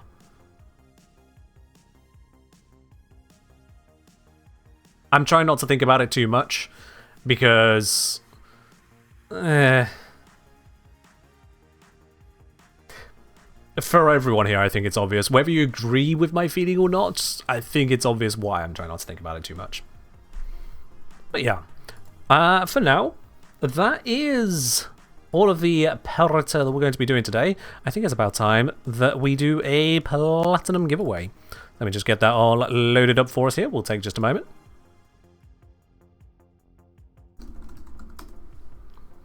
Let's get that up onto screen when it wants to. There it is. Alright, let's do a draw for some 75 Platinum. Now this is going to be the last of these draws before Christmas. Let's get this up and running and get me out of the way here.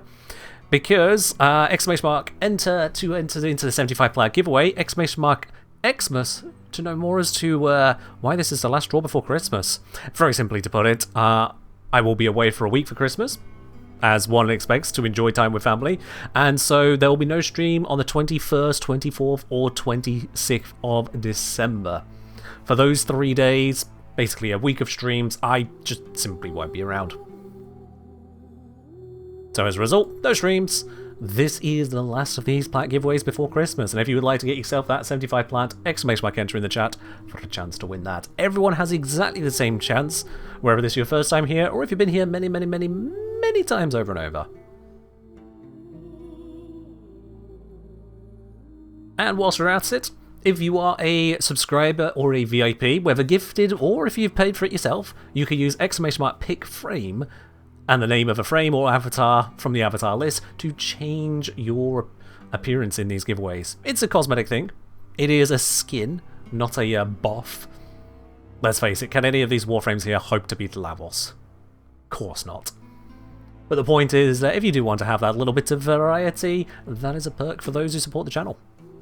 Yes, indeed. Democracy, you can't select Prime, it is just the word Harrow, because it is just Harrow Prime. If you want to see all of the avatars you can pick from, !avatars for that list. It's on my website.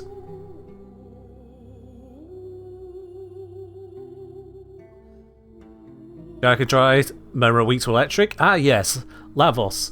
Well known for not being able to produce electricity. Well known. Thank you, Ellie, for linking the Avatar website link. Very useful. Alright, last chance to get in on the giveaway here. !Enter to slide your Warframe in on that giveaway. We'll do the draw in 10 seconds.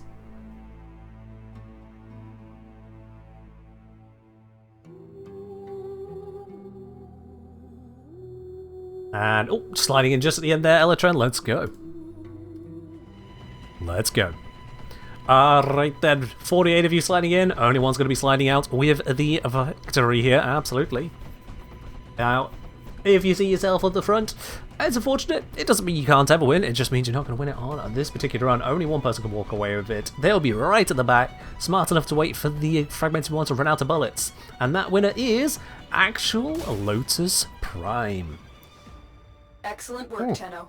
The extraction point is up ahead. Actual Lotus Prime, congratulations, you are our winner today. And indeed, we have your details on record as well, so we know exactly where to send that over to. Know where you won 2 times in a row? That happens with mildly surprising frequency, I'll be honest with you. That does tend to happen with people who do come back. Bot just goes, why not? Slams down another for you, so congratulations. That's going to be another one over there for you. You can look forward to that when D send out that batch of giveaways. Can the Lotus win her own giveaway? Well, it's not the Lotus giving this out, is it? So, I mean, yeah. Lotus... I mean, you've sent the details through again, but it's fine. The way the IGN system works is that once you've sent it through, I always have it on record.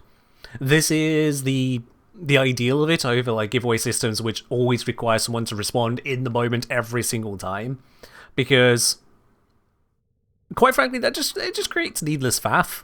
And so people can save their IGN with me at any time I'm live, and then I've always got it on record. Things can't go wrong, you can't accidentally make a typo because you're rushing to claim it one other day or something. So long as you've typed incorrectly once, we got it. Granted, one person has done it incorrectly before now, and luckily I had the records to go back and find out, okay, what was actually the name. But it's fine. Yeah. It just seems to me, it's like... Yeah, it's a single 75 plat giveaway. I don't want to make you guys jump through hoops just to have a chance at winning, you know? I don't want to make it a chore. So instead, I make it as accessible as possible. That is the idea. Whilst also keeping it interesting. Didn't someone copy over a mod today? Yes. I'd forgotten about that. You're very right there, Petra. As much as I try to make things as simple as possible, someone popped into the stream whilst people were using IGN links. They saw Ellie demonstrate how to use the IGN link and decided to just copy and paste the message. Now, at this point, they didn't know why they were typing in IGN. They didn't know why anything actually about the stream. They just saw the moderator use a command and figured they would copy the entire thing verbatim. I don't actually understand, even having asked them, I don't understand the thought process behind that.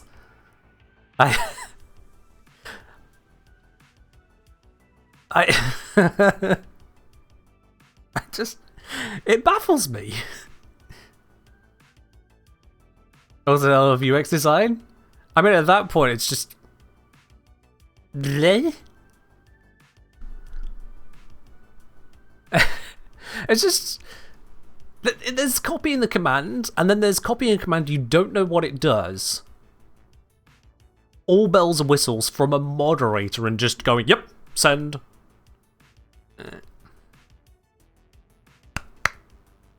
Eggdrop saying they could have been young. If they were that young that we should expect them to make such a mistake like that, I don't think they're old enough to play Warframe. And I don't mean that in a elitist way, I mean that in a...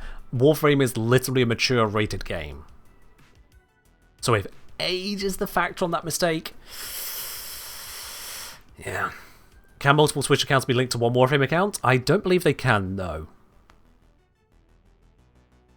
Never stop kids from playing games? True. True, Eggdrop. Yep, and that is on the parents. This is not an environment suitable for children. This is not a babysitting service. If you need your 12-year-old to be thoroughly entertained by the internet, put up parental controls and don't let them access random parts of Twitch. Otherwise, they will learn new slurs. Not by my choice. No, it's in the old Beast Quest. But all the same, they will learn that slur. And then the parent will mishear it and wonder what on earth is going on in their kid's life. A little bit too late at that point. So yeah. And yes, the giveaway arena is set up for various kinds of protections against shenanigans, basically.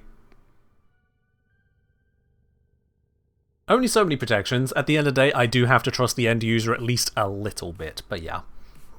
Alright, but that is where we're going to wrap it up today. We're not going to raid on out of the channel today, just because our timing and other things I do need to get straight onto. So for now, we are going to wrap it up there. Thank you very much, everyone, for joining in, and I do hope you have enjoyed yourselves on the stream. Look forward to something Warframe related, but it's not Warframe itself, on Friday. Something Warframe related on Friday. Regulars might have an idea, but for now, I'll catch you in the next one. Bye-bye.